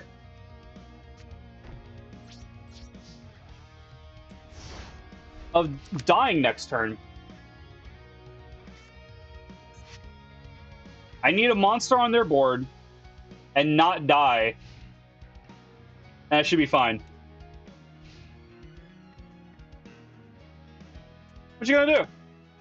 I can't be destroyed by battle, or can't be destroyed by card effects.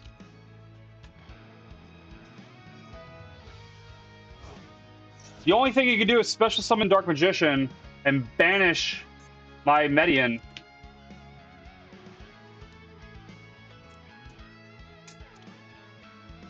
Actually, you get both triggers, yeah?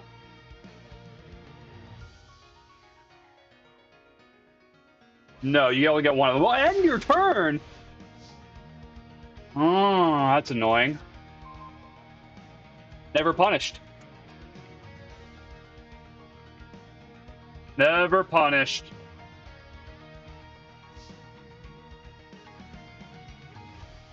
That's a beautiful card to see.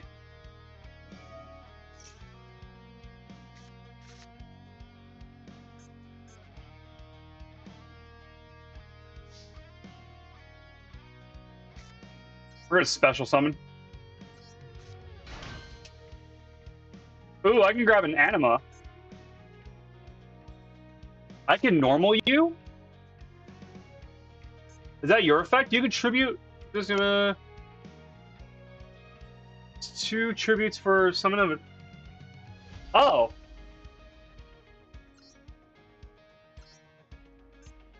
Forgot about that. GG, I win.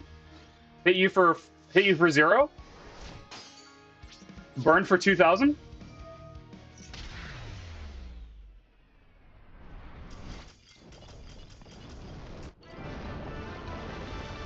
Like I said, we beat Dark Magician.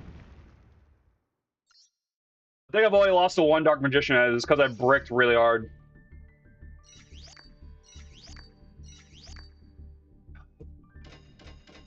Let's go! Level 4! Let's go! Boom! We got that too.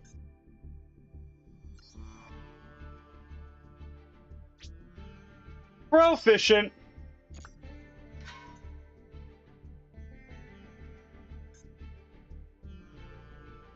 I'm bad at these because I don't play Yu-Gi-Oh! I haven't played in a really long time, so I'm gonna be bad at this. Number 1, which of the following is also treated as a trap card after it is activated?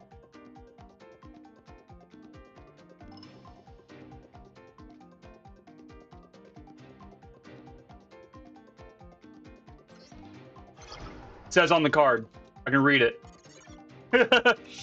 Which of the following is correct about the display face down card as transparent option? The face up image of cards that will show.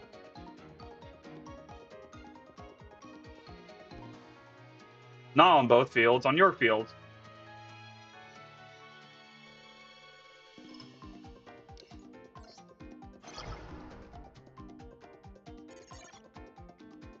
The absolute monarch in solo mode. In that, why does the monarch keep trying to destroy the world? No one knows. Okay. That was a guess. I don't know. If an attack position monster with 0 attack attacks a attack position monster with 0 attack, which is the correct, neither is destroyed, right? No battle damage. Which shield is being destroyed in the illustration? It is Millennium Shield. Let's go! We did it.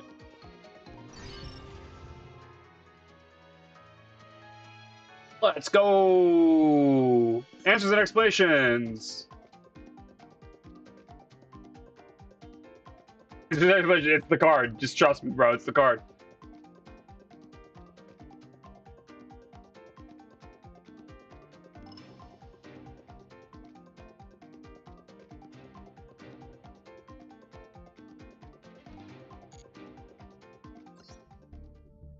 We did it! Complete 3 duels and destroy a card. I do have card destruction in here.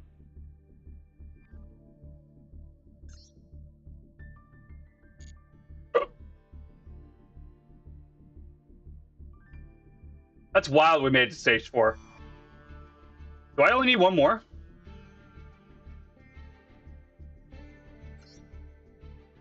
I can win 1 more and get to stage 5. I think it's good to call it a day.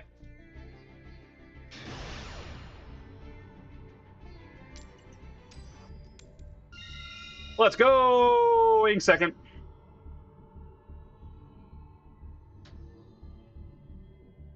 Give me an OTK hand.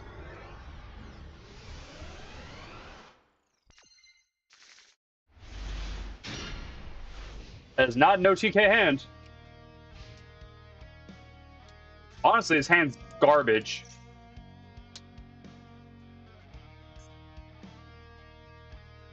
Seven.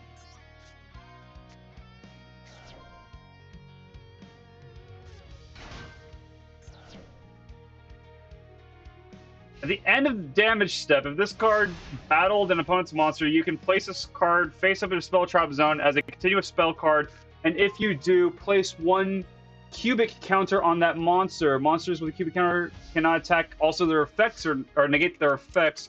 If this card is treated as a continuous spell card by an effect during your main phase, you can special summon this from the spell trap zone.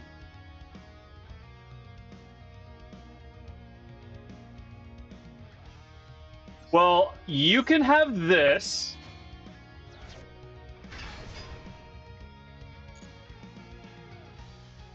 I will play this. First off, we crash. I win.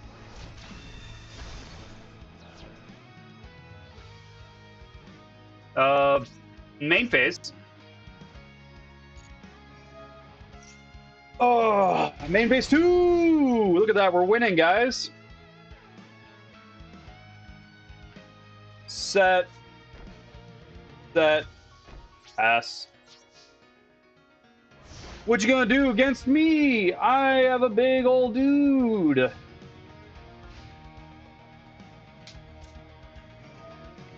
Oh no!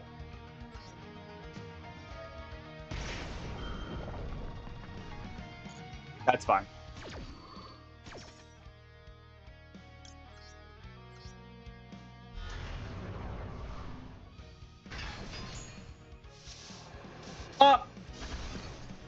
I have a 4,000 beat stick. 2 of them. What you gonna do? What you gonna do? Have they activate a spell card? Lame. Why would you be so lame like that? Kaiju. We...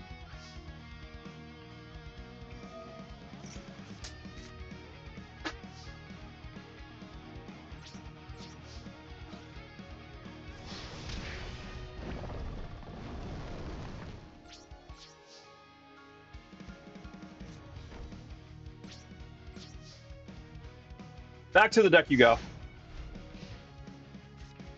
I could have another one.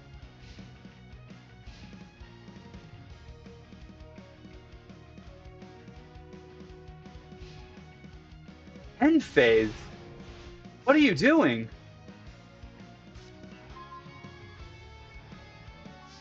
Okay, well, I can't really say anything either. Go. Watch, they're playing like some like cheap Exodia, and it's like stall versus stall.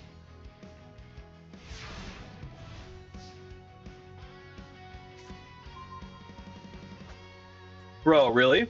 You're both our lightning storms? Ugh. I need like a Time Maiden. That'd be great. 1-for-1, Time Maiden, anything. Just play a monster. That's fine. That's fine. It was a ruse.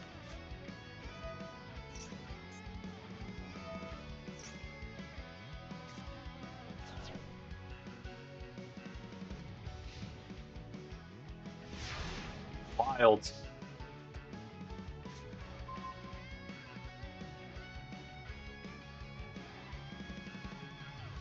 Yeah. What does this do? You take no battle damage involving your cubic monsters. You can only use each of the effects of this once per turn. You can send 1 cubic monster from your hand to the grave to draw a card. You can banish this card from your grave, then target 1 cubic monster in your grave and add to your hand. Okay. I don't know exactly yet what this deck is. I've never seen cubics before.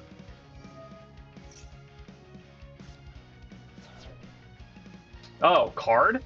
Cubic card?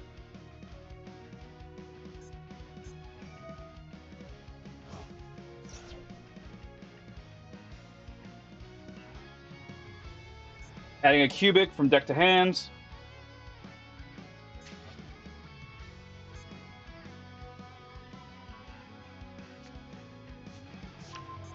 The hell is that? Crimson Nova! The Dark Cubic Lord. Cannot be normal summon or set, must be special summoned by revealing 3 other cubic cards in your hand with different names.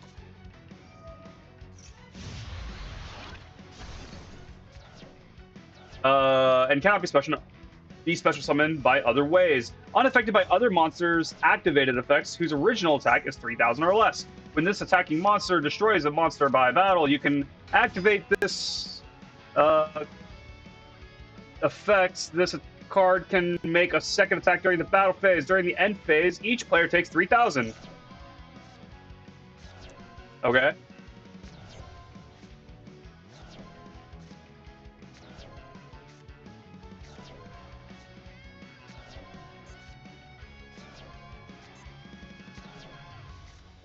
Well, I lose.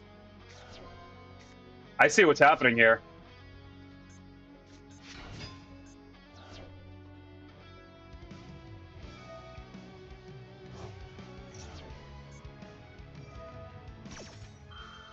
Cubic from deck to grave. What's the other card?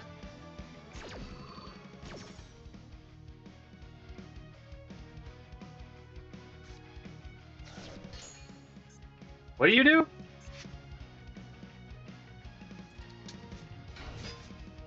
Grab another guy. Send another cubic. Cards in deck?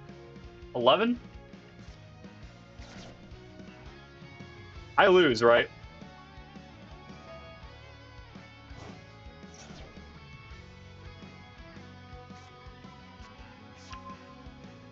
This is where I wish I had an Nibiru in hand. Although, they need to summon 5 times. They've only summoned twice. Yeah.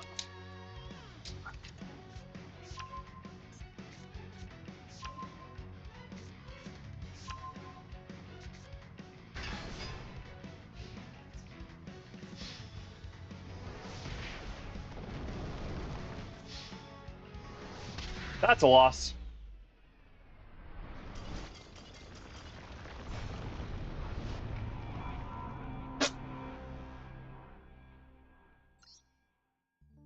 We get to rank 5 at least? We level up to 5? We do! That's fine. My hand was garbage. What do I get? Oh, sleeves? Sure. They're pretty. I like the purple.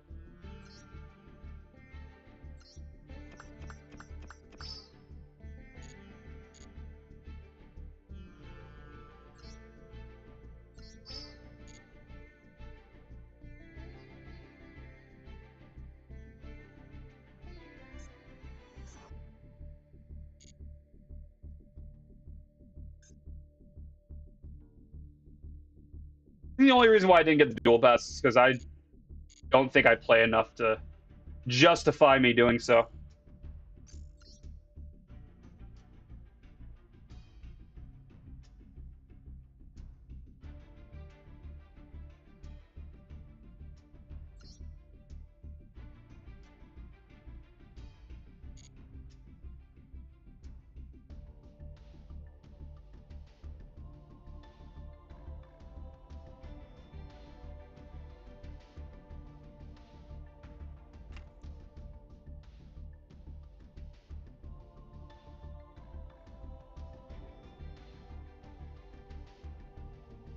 Ooh, like a holiday set?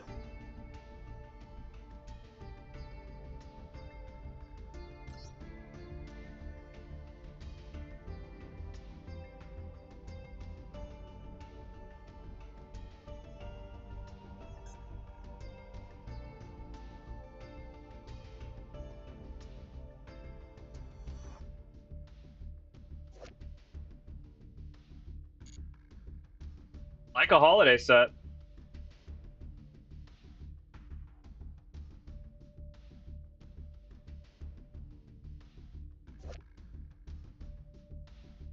Plants? We can play plants.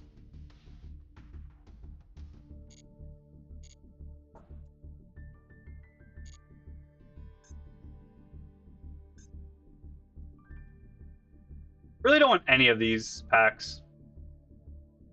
I wish I could exchange my gems for stuff to make decks. I can't spend gems to make my decks.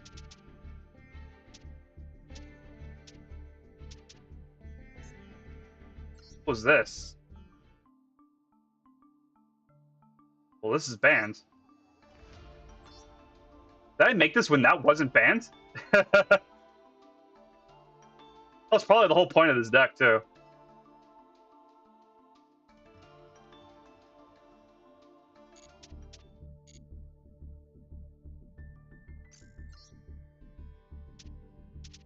Exodia. Oh, would you look at that? I actually have all 5 pieces of Exodia.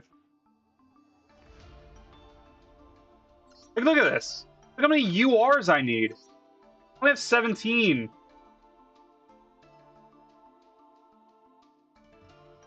My card's full. Oh, I put them over here.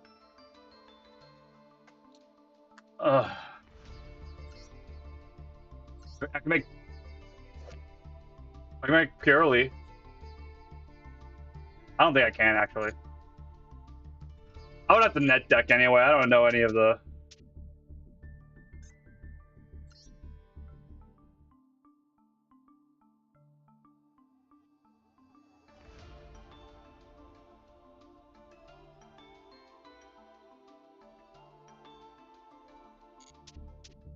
Like, I want to make decks.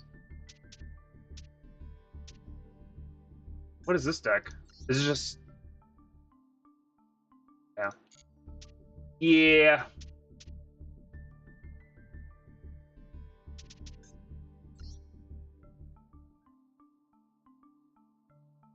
Literally have this whole deck except for the main card of the deck.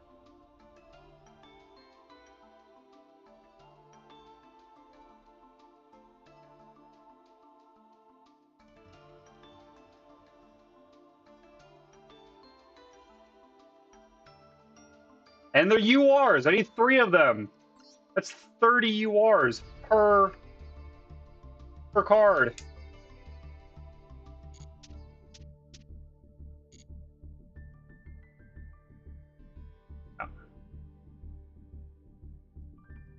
Well, that was fun. Got a lot of great stuff. Let me move my food out of the way. And my napkins. And my mug. And let me just go back over the head.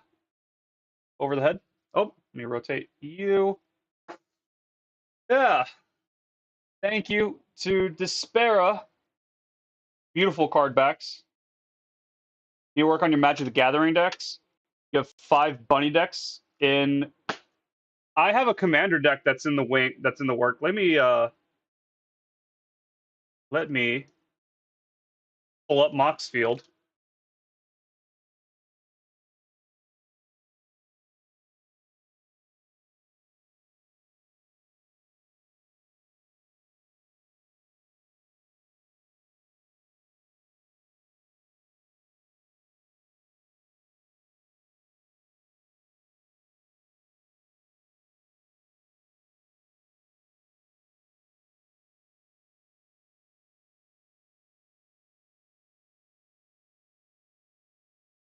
Moxfield. And they put this there. Oh my lord, it's upside down. And backward.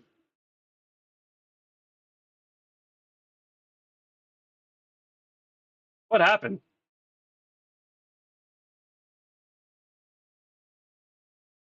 And then transform, fit to screen. Oh.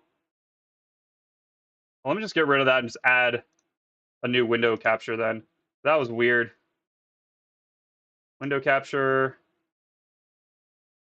Moxfield, perfect.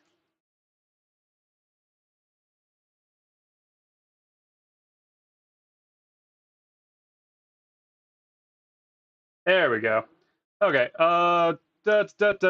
Decks. I have a fun deck that I've been working on. Cole, what's going on?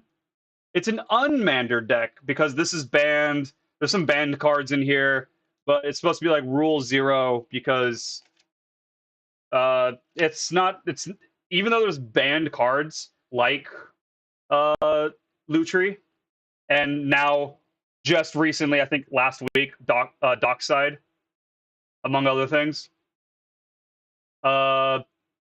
It uses uncards, so of course it's going to be banned. It uses Rainbow Dash as my commander. It's an interesting deck that if I read the description I have, it's called the Unmandered deck you've been looking for. I've got it all. It has attractions, contraptions, keeping track of your coolness level with Rainbow Dash. Whenever a creature you control with flying and or haste attacks, you get 20% cooler. And then you can tap Rainbow Dash. If you're at least 100% cool, you get a Wooburg, draw a card, and then reset your coolness.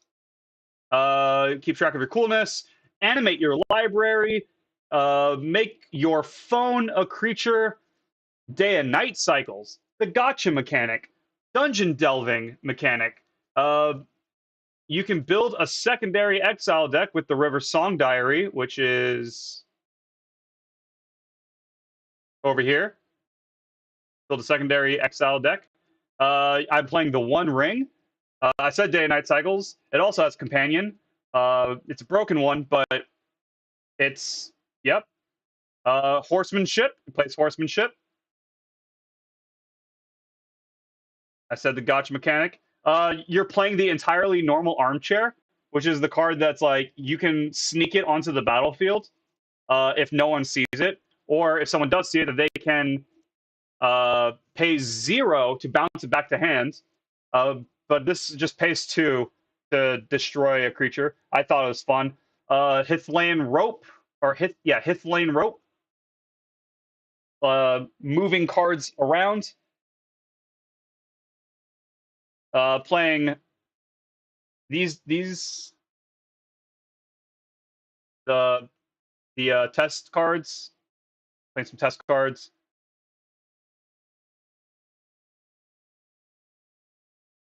The extremely long, annoying text lands. Yeah. Contraption deck. Attraction deck. You hate the new ban list? Yeah. Which ban list are you talking about? Are you talking about Magic? Because we were just playing Yu-Gi-Oh! What's up, Collector Invest? We get a kick out of seeing this deck. Yeah, it's not meant to be a good deck. The idea of the deck is that it's supposed to be kind of like an annoying to pilot, but it's fun in being annoying to pilot because you just swarm the board with a bunch of attractions, a bunch of contraptions. So at the start of your upkeep, you have to maintain both of those, and then there is a curse. Animate library. You can't win with pirates now. It's unfortunate. Actually, are you talking about Yu-Gi-Oh! Or Magic? Because again, we were just playing Yu-Gi-Oh! And I'm looking at Magic cards right now. So I just wanted to double check. Which pirates are you talking about? He has 2 attraction decks. They're fun. It's fun. I also have this is one. I also have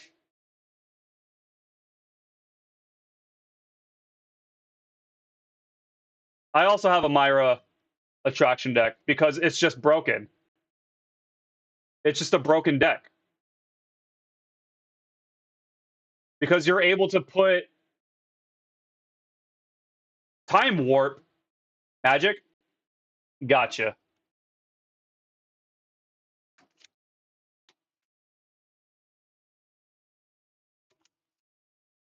This deck's the Myra deck is playing three take an extra turn cards. And so with Myra, pay X, tap exile target instant or sorcery with mana value X from your graveyard. Choose an attraction you control that doesn't have a midway counter on it. Put a midway counter on it. Whenever you visit that attraction, copy the exiled card, and so you put it on any of your attractions that have like 3 nodes on them. 3 color pirates. That sounds like fun. I like pirates. Yeah, you put one of any of your like like additional turn on like any of your, or if you're lucky, but I think they all get gone. No, yeah. Put them on like 3, 4, 6. Any of your 3, 4, 6s, mostly like spinny ride, because 3, 4 is like the most commonly rolled on a D6, and then 6 just triggers all of your attractions. And because you visit that attraction, you get another turn, and then you just keep doing that every single turn. Every turn you get a new turn in this deck. Busted.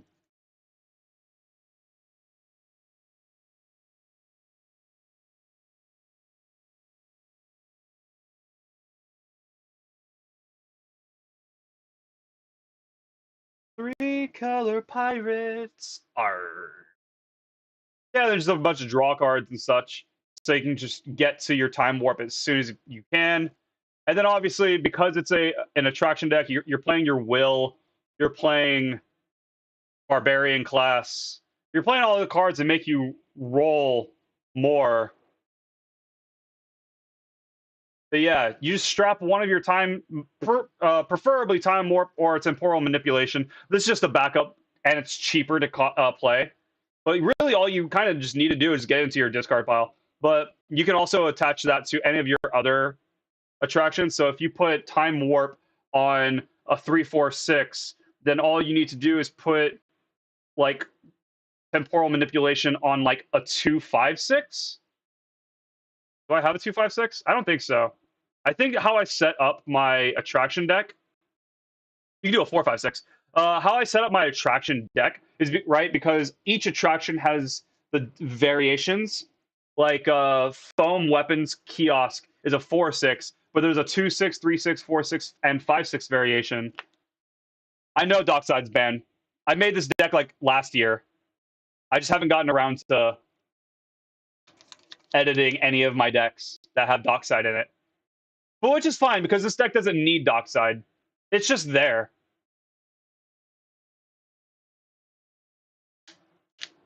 Yeah. Oh yeah, I play monitor to reroll die. But yeah, you have will. What did I say? Barbarian class. Barbarian class, reroll dice. And I find you on Moxfield? I think so. Yeah. Random Switch Gamer.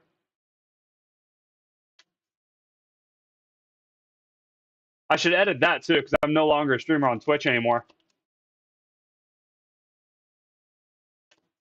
What should I put in here instead of Dockside? Boop. I think it is public, yeah. Yeah, it's public.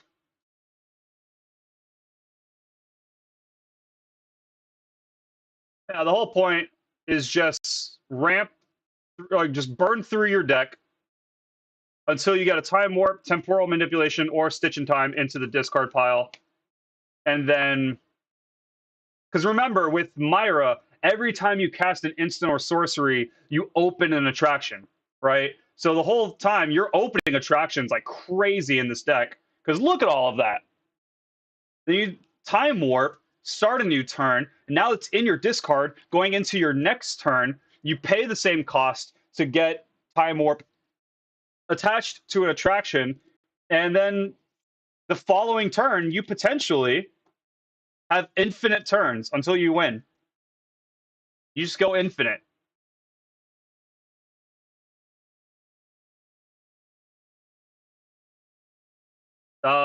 With the electrostatic field. Because you can just keep casting stuff and just burn. Whenever you're playing into the sorcery, burn. Into a sorcery, burn. And that's kind of just what I'm doing. You're just burning people. Oh yeah, I also have Pixie Guide. My pirates needed dockside now. Yeah, that's unfortunate. Oh, because you need treasures, yeah. I guess it. Yeah, I guess you don't need treasures, but unless your deck is centered around treasures. I actually haven't looked at pirates in a little bit. I know there was like what, like earlier this year, a bunch of pirates were made.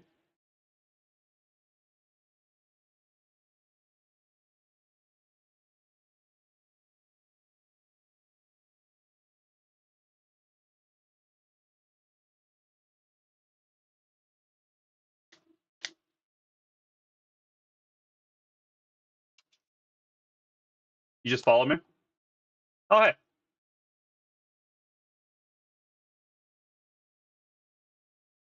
boop, bunnies.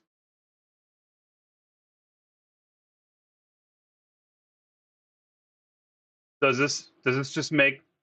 Nope, never mind.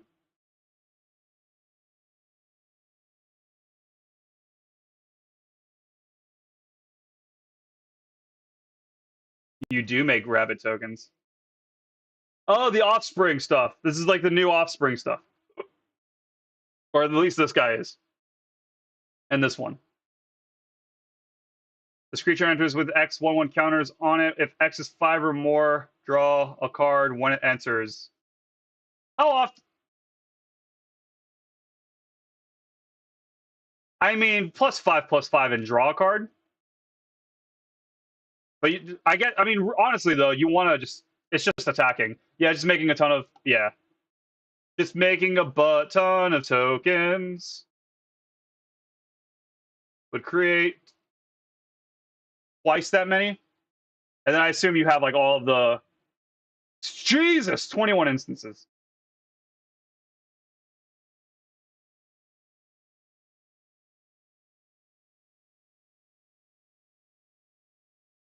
Yeah, doubling season and parallel lives.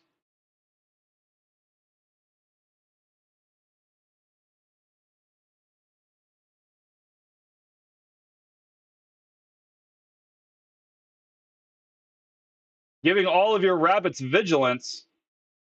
What is this nonsense? 32.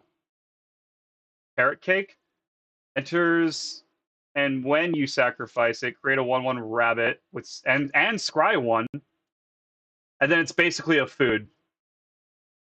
Oh, I mean it is a food. Okay. I have the infinite looping food deck in here somewhere. Not all of them are visible. Let's play a game. I have no idea what that deck is, but I have it. There's squirrels. Oh yeah, yes, chef. Yeah, I probably can change the commander out for something better. But this is the infinite foods.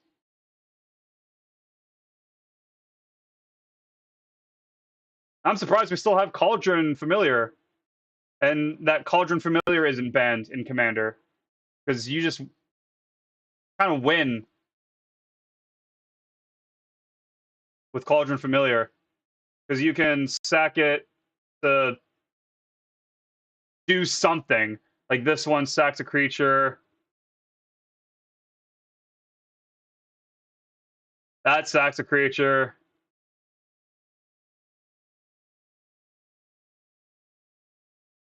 But what was the card?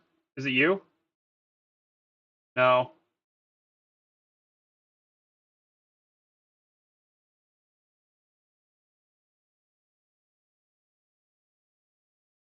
Yeah, with Rosy Cotton, Scurry Oak.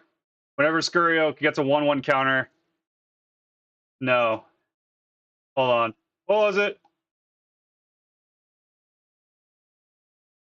Yeah, Samwise. Samwise. Samwise Gamgee. Whenever another non-creature token, non-token creature enters the battlefield, you create a food token, and they can sack 3 food tokens. They got a thing. So you can use any sack outlet to get to get Cauldron Familiar into the discard pile. And then with any of your foods, you can sack the food to get Cauldron Familiar, gets Samwise, creates another food token, sack the Cauldron Familiar. You can just get infinite food tokens and stuff. And then, that's an infinite loop. And you pair it with like Rosy Cotton on Scurry Oak and just and Scurry Oak gives you like a bajillion squirrel tokens.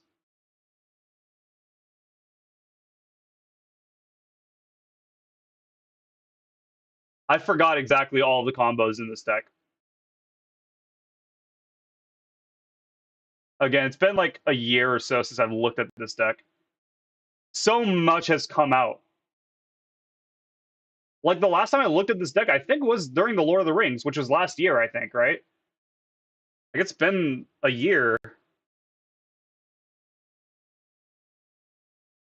I haven't looked at this in so long.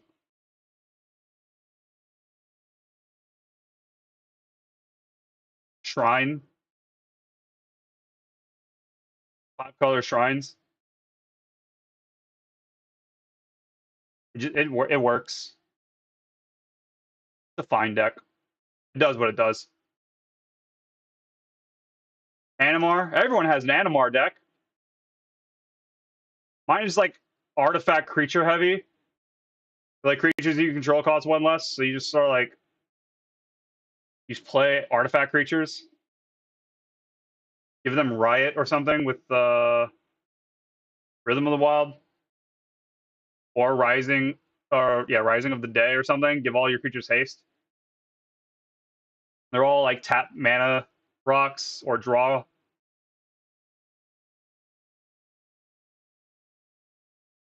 And then there's like the infinite loop between who is it? Pili Pali, where you tap or pay 2 and untap to create 1 mana, and you pair that with who was it? Been so long. Forgive me.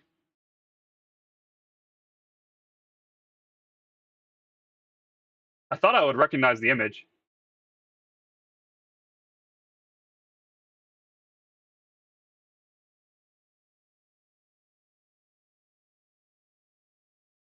Ancestral Statue and Animar is infinite +1/+1 counters on Animar. Whenever you cast a creature spell, put a 1/1 counter on Animar, and then whenever you cast Ancestral Statue, you bounce a non-land permanent to its owner's hand. So you can bounce itself, and then creatures you control or creatures cost you 1 less to cast for every 1/1 counter on Animar. So you can just infinitely play that. What was the? Oh wait, it was a. Was it an artifact or an enchantment? No.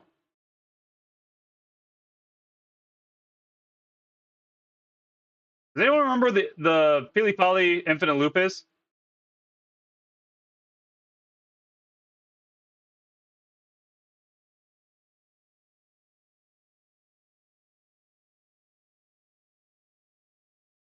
Oh, you have to make it blue.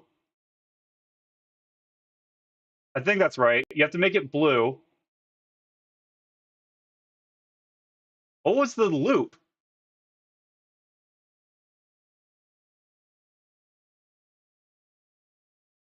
I mean, that's yeah, Grand Architect. Other blue creatures you control get +1/+1. Tap a blue target artifact becomes blue. You can tap an untapped blue creature you control and add 2 mana, 2 colorless mana. Spend this only to cast artifacts, blah blah blah. And then Pili Pali, you can untap it to add, pay 2, untap it to add 1 mana of any color to your mana pool. So you can between this that provides you 2 colorless and taps your Pili Pali or Pili Pala. You use that to untap Pili Pala. That's 1 of any color mana, and you can just infinitely do that to have infinite of any color mana. Let alone Animar costing 1 less, or all of your creatures cost 1 less. But then with Pili Pala, you can just play any of the spells in your deck And then obviously with cards, where's the enchantments? Like whenever you cast a creature spell, draw a card. Yeah. Yeah. No maximum hand size, infinitely drawing cards, draw your whole deck, have like an infinite Animar, protection from white and black. Yeah. Yep. It's like by turn 3, I think you usually go infinite in this deck, from when I play tested it. Gifts. John Irenicus. Giving your opponents cards. You know, the classic stuff. Like, you can't play creature spells. And then at the end of your turn, you throw it over at your opponent. Now your opponent can't play creature spells. Beginning of your upkeep, discard a card. Stuff like that. Fun stuff. It's a Yu Mei ability, right? It is not. It is not.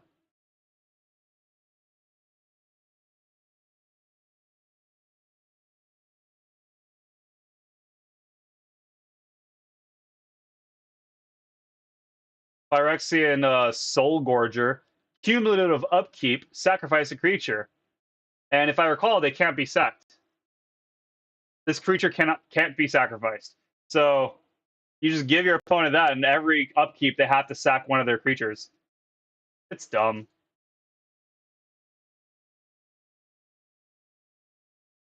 Maximum hand size reduced by 4. Give it to your opponent and just like watch them maul.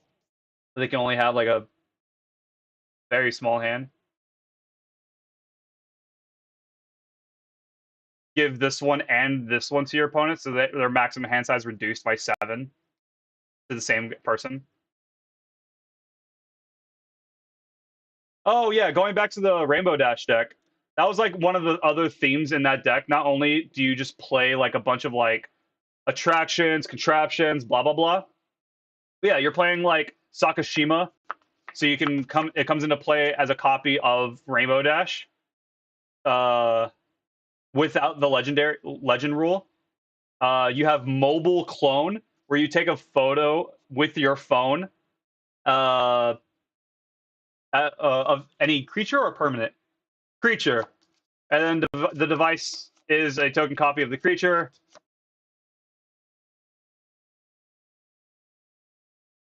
Yeah, I think I have more clones. That's probably what I can do instead of Dockside, is just add another clone that's not a legendary, because I want to just make clone copies of Rainbow Dash, so I have a bunch of all, like, I can get to 100% cool, and I think if the rule, I can I can activate Rainbow Dash, in response activate another Rainbow Dash, in a response activate another Rainbow Dash, and then I reset all of my cool, and I gain 3 Wooburgs and draw 3 cards, like before they resolve. Or I guess I get X Wooburg and draw X cards, depending on how many clone copies of Rainbow Dash I can do. So that's fun. It's a little fun, little cheeky mechanic. Yeah, this deck doesn't need Dockside either. I gotta eventually go through here. What is Let's Play? What's Let's Play a Game? Oh, it's the Toy Maker. Whenever the Celestial Toy Maker attacks, look at the top 3 cards of your library, exile any number of them in a face-down pile, and the rest in a face-up pile. Defending player chooses one of those piles, put that pile into your hand. At the beginning of each end step, each opponent loses 2 life for each spell or ability that caused one or more players to guess or to group cards or permanents into a pile this turn. So it's just like it's just a bunch of like guess cards. Like I'm playing Phoenixes, and cards that force my opponent to put cards into piles. That's what Let's Play game is. Totally forgot what that was. I haven't seen these in so long. Ping Ping Pew Pew? Gearson Starn? Ward 2, whenever another source you control deals exactly 1 damage, deals 2 more damage? Pew Pew Pew. They're playing Electrofield. Deal exactly 1 damage to each opponent, and then triggers 2 to each opponent.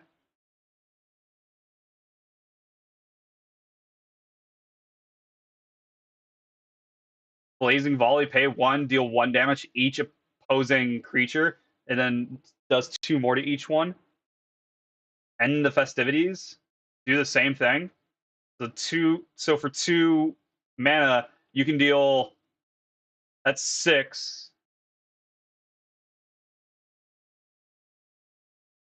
No, yeah, it's 6 to each opposing creature. This does it to each opponent they control as well. That's 3 there. And that's another, and that triggers for each Blazing Volley and End of Festivities. So you just like, it just starts stacking. Like how much damage. Damage can be prevented this turn. Deals X damage to target creature and 1 damage to each other creature of the same, with the same controller. You just pay 0. X equals 0. Or you can just do X equals 1. Never mind. X equals 1.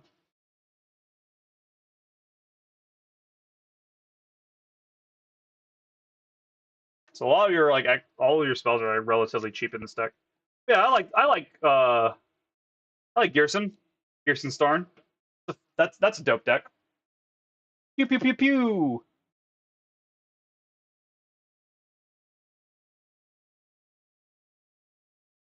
It's Fartifacts.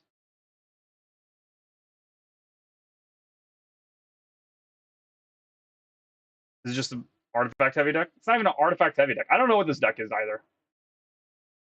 I'm sure it does something. All my red decks seem to have Dockside. I think Dockside was always like that card that was like the last to add in. Like I don't know what other like creature or whatever I want to play, so you just throw in Dockside. Shadow in the Bard's Pants.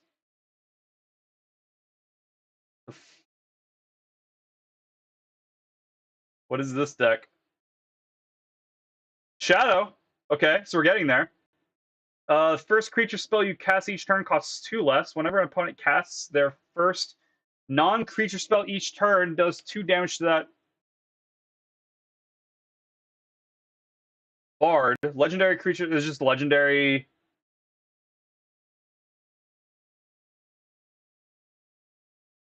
Red, green, white legendary deck.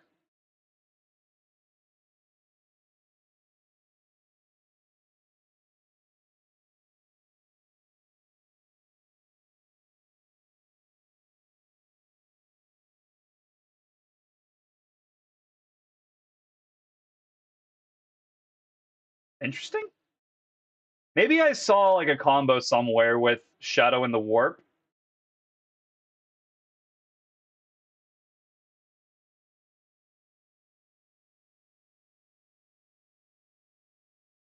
I don't remember. I don't remember how any of these play.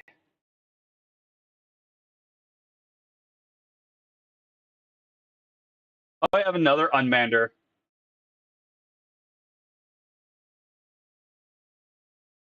This is a second Unmander. Just because, as luck would have it, you really need a friend group to be like, yeah, that's fine. You can play with, as luck would have it. Because this deck, that's the win condition. Because you play cards like Vexing Puzzle Box, where you roll a d20, and whatever the result is, that's what gets put on as luck would have it.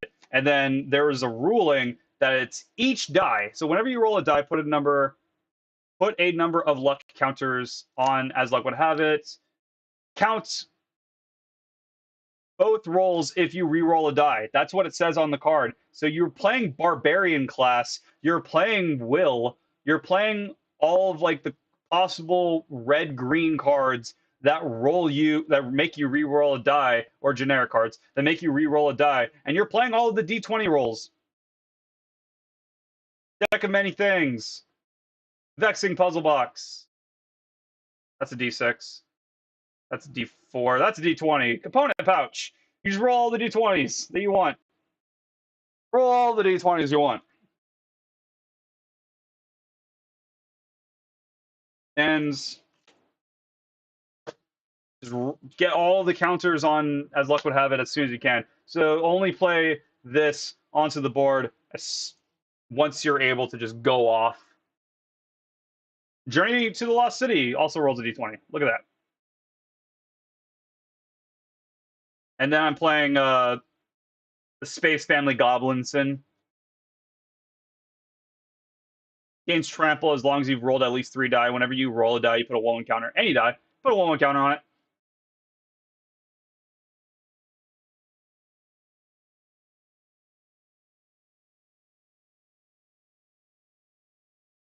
Oh yeah, Selena.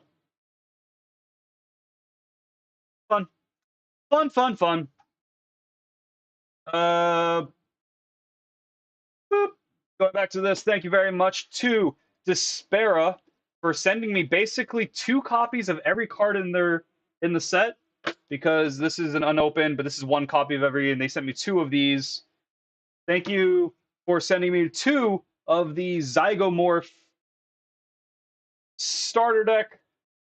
Again, this is what when I was going to learn how to play Despaira from the creator, there was like 6 decks to start off with, and I was like, ooh, Zygomorphs, they look cool, because they're all like,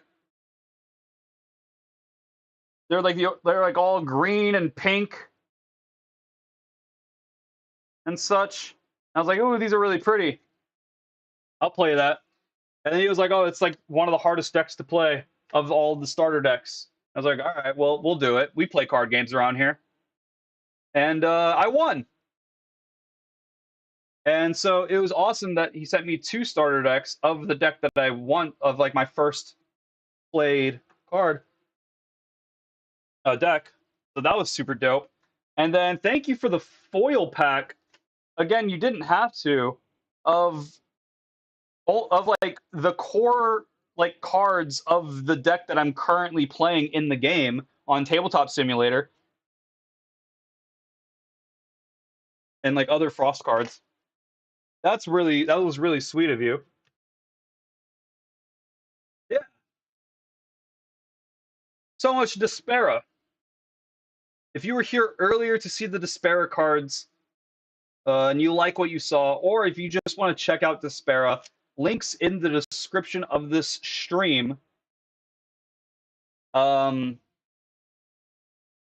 To their Instagram, Twitter, and the Discord server. I helped create the Discord server was there. I helped flesh it out more. So we're always looking for new people to join the Discord server. So that's awesome. But yeah, if you want to check out more of the game, you can check it out on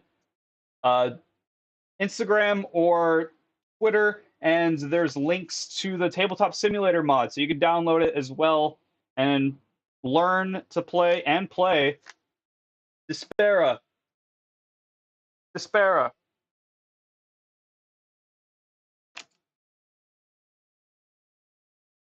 That was TCG.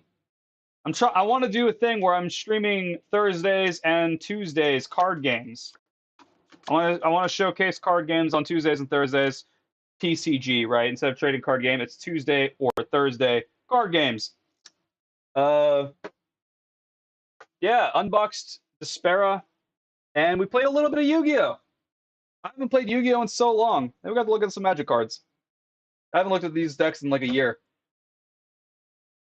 Yeah, I'm very excited. I have some stuff in editing, or down the editing. You like that idea? Thank you. Because I still have also all the indie video games that I want to stream and showcase. So I'm going to do that actually tomorrow. Tomorrow I'm going to be playing a video game. What was it? A week ago. Jesus. A week ago, uh, a game was the embargo is lifted, and so I've been meaning to play their game. They sent me. I have 2 games that was sent to me, and I need to showcase them, and I just haven't gotten around to showcasing these games. Ah! But I got 2 games to showcase. I'm gonna do one of them at least tomorrow. I usually like to play games until I've beaten them, so we'll see how long it takes. But I think one of them isn't a game that you beat. I think it's like a simulator, like a garden life simulator game. But under the water, I think. Yeah, we'll check it out tomorrow. Uh,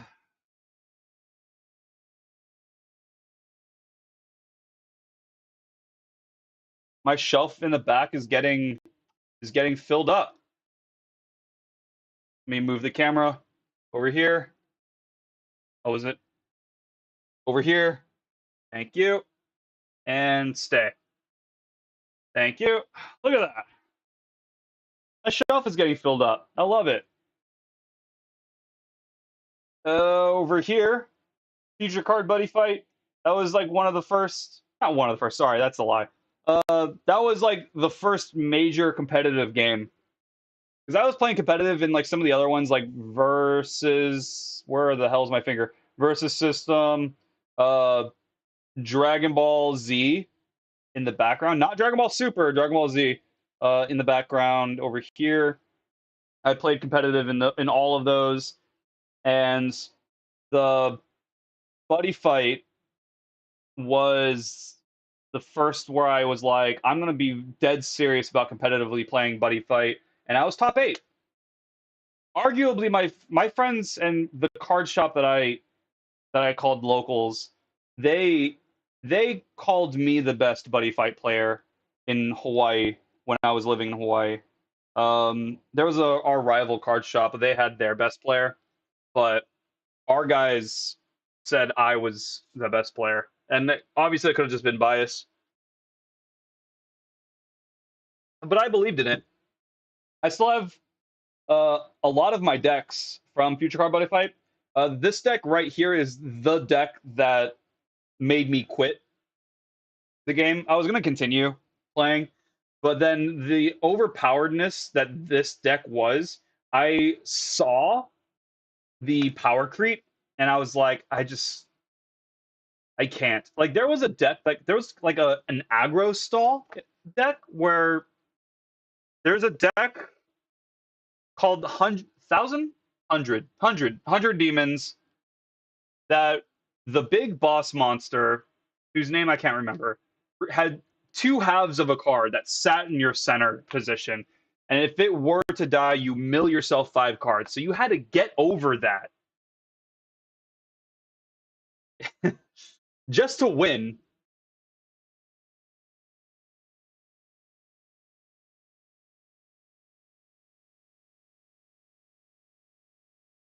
And this deck, in one turn, in like one turn, my friend who played Yamageto, is that what the name was of the 100 demon boss?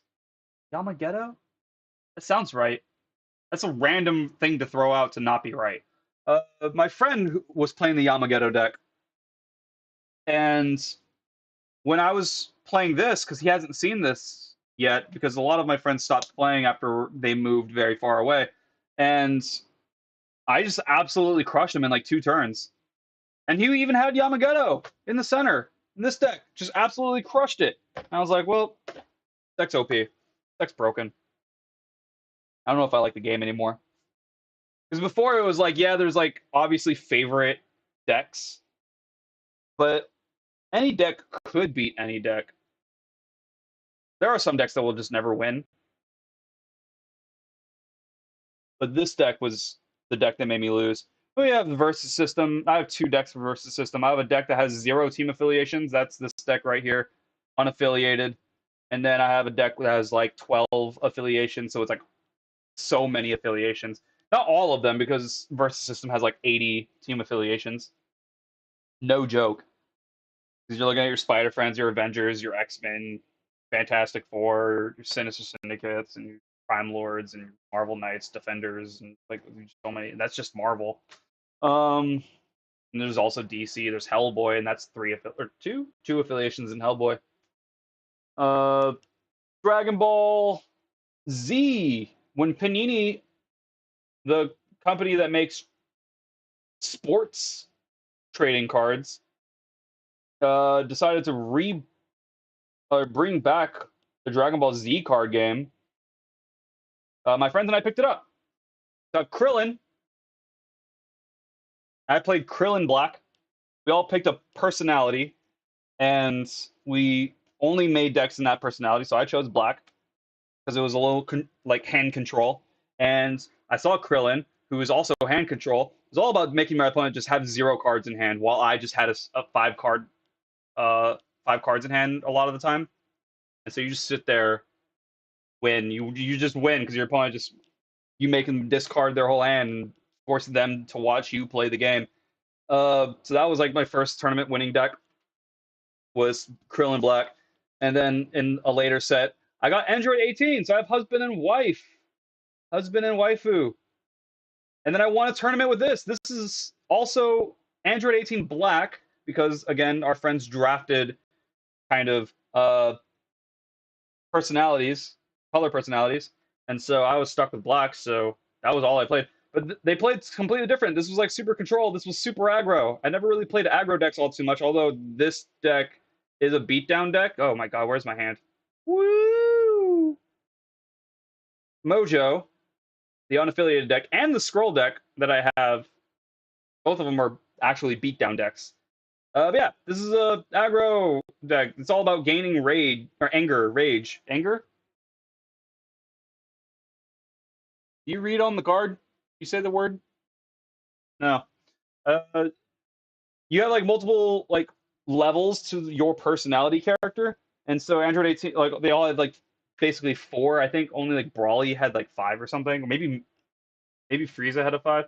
But 18 in the game, when you gain 5 anger, was it 6? I forget. You move up a level in personality, and once you get to 4 and you get another 5 or 6 anger, you win the game. That was an alternate win condition, and that's what this deck was kind of like holding off, playing aggressively, but a lot of your attacks gain to anger. You stall, gain anger, and win from anger, win con. I remember the first tournament that I was playing this deck in, and I made it to the finals undefeated, and I was playing against Namekian. I was playing against a Piccolo Namekian deck, I think. Or was it against Nails? Nail. Was I playing Nail? Or was it Piccolo? I think it was against Piccolo. But the Namekian deck is all about like regenerating cards back into your deck, and in Dragon Ball Z, your deck is your life total, basically. And I remember I was on my last personality state level of 4, and I had like 3 anger, and I was sitting there with 2 cards that gained me anger, and I was like, oh, I won the tournament. It doesn't even matter, because unless my opponent had cards that lower my anger, I win here. And so I was like, I took a deep breath. I just kind of sat back and just like watched my opponent do what they needed to do for their turn. I play an attack, gain an anger, play an attack, gain an anger. And combat, like nothing doesn't matter anymore. Game ends on the spot because I won. It was super dope. And then I have a bunch of the indie stuff in the front row. This is from Boundless over here. Sacred Drago, Salvation. It's a deck kind of similar to this one, where this deck has no affiliations. This deck is all about non-effect units. So there are effect units. It itself is an effect unit, but it benefits off of having non-effect monsters. This was Pride Citadel was a Pride promo. It was all rainbowy and stuff from Mana Evolved, Mana Source Evolved, Pride Citadel, and then we have a special thank you from Astria Legends, who the creator is here today, Empress. Thank you very much for the special thank you. We have Twilight Assassin from I Am Champions. Is like a war with like a standard deck of playing cards. Like it's war where you're comparing two different cards, but with dice rolling and effects. This is my first place trophy that I won from Game of Skate. Entered my first tournament and went undefeated in Game of Skate. Got myself a first place trophy, and it's busted. Allows you to roll extra dice for your dice rolls. Because in Game of Skate, to land skateboard tricks, you need to roll 6 dice, and this allows you to roll 7. We got Laxon from GeoPals. Dude just be chillin'. We have a treasure promo from Battle Grid.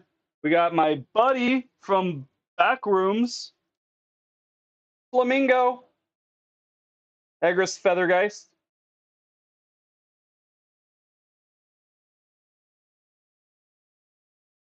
We have Iconai Untethered from Legions of Will. And in the back, you can't see them on this screen, on this camera, but we have a card from not Legends, Universe of Legends. We have Alpha Clash and Despaira. Building up the shelf. I eventually want to move this stuff to like my playmats and stuff to a shelf under my desk, and then have like a rising display of all of like the cards that I feel represents me representing their card games. So eventually I want to find a card to replace a very special thank you, but I really appreciate a very special thank you card. And it fits the rainbow theme of these 3 cards, and so I kind of like it. And then I'll eventually replace the Battle Grid card, the treasure promo. Yeah, very happy with all of this. Thank you everyone for tuning in to this stream. I also I have a link for my link tree in the description of this video, of this stream. You can find all of my socials there. You can find places where you can help support me. Although I need to jump on those recently and update any kind of information, because it's been a while since I've looked at like Patreon. I'm pretty sure I did not get any notifications that anyone's supporting my Patreon at the moment, which is fine. I don't want to force that onto people. It is just there. It is there in case anyone wants to support me.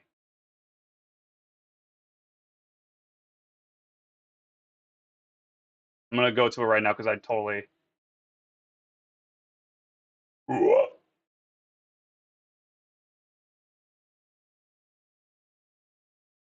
Yeah. Oh, let me log in. That'll probably be the better thing to do.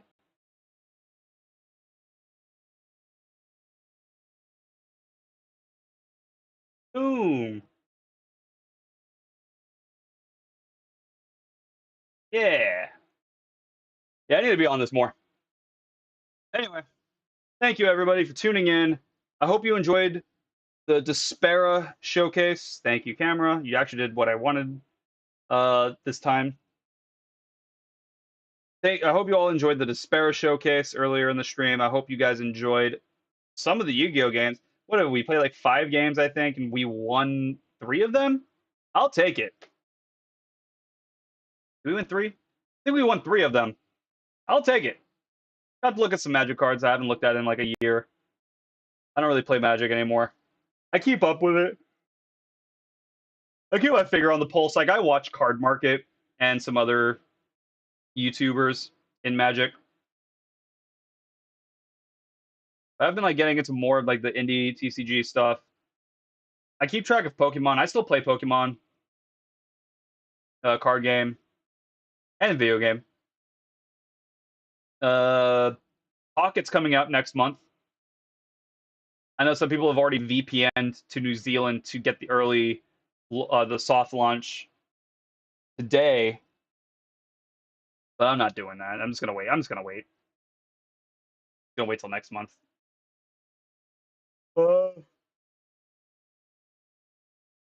Forgive me. What else is going on TCG wise? Yeah, I'm like watching like Alestral's content, watching Yu-Gi-Oh! Pokemon content. And there's some like indie TCG YouTube channels that are like regularly posting stuff that I watch every now and then. Yeah. Yeah, we have some video game stuff that I want to showcase. I'm probably going to do that tomorrow after I get off of work.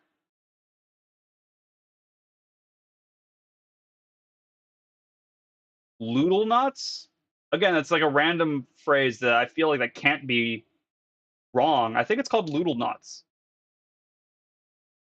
It was on embargo until the 19th, and that was a week ago. So I need to showcase it. They trusted me with a code to showcase the game.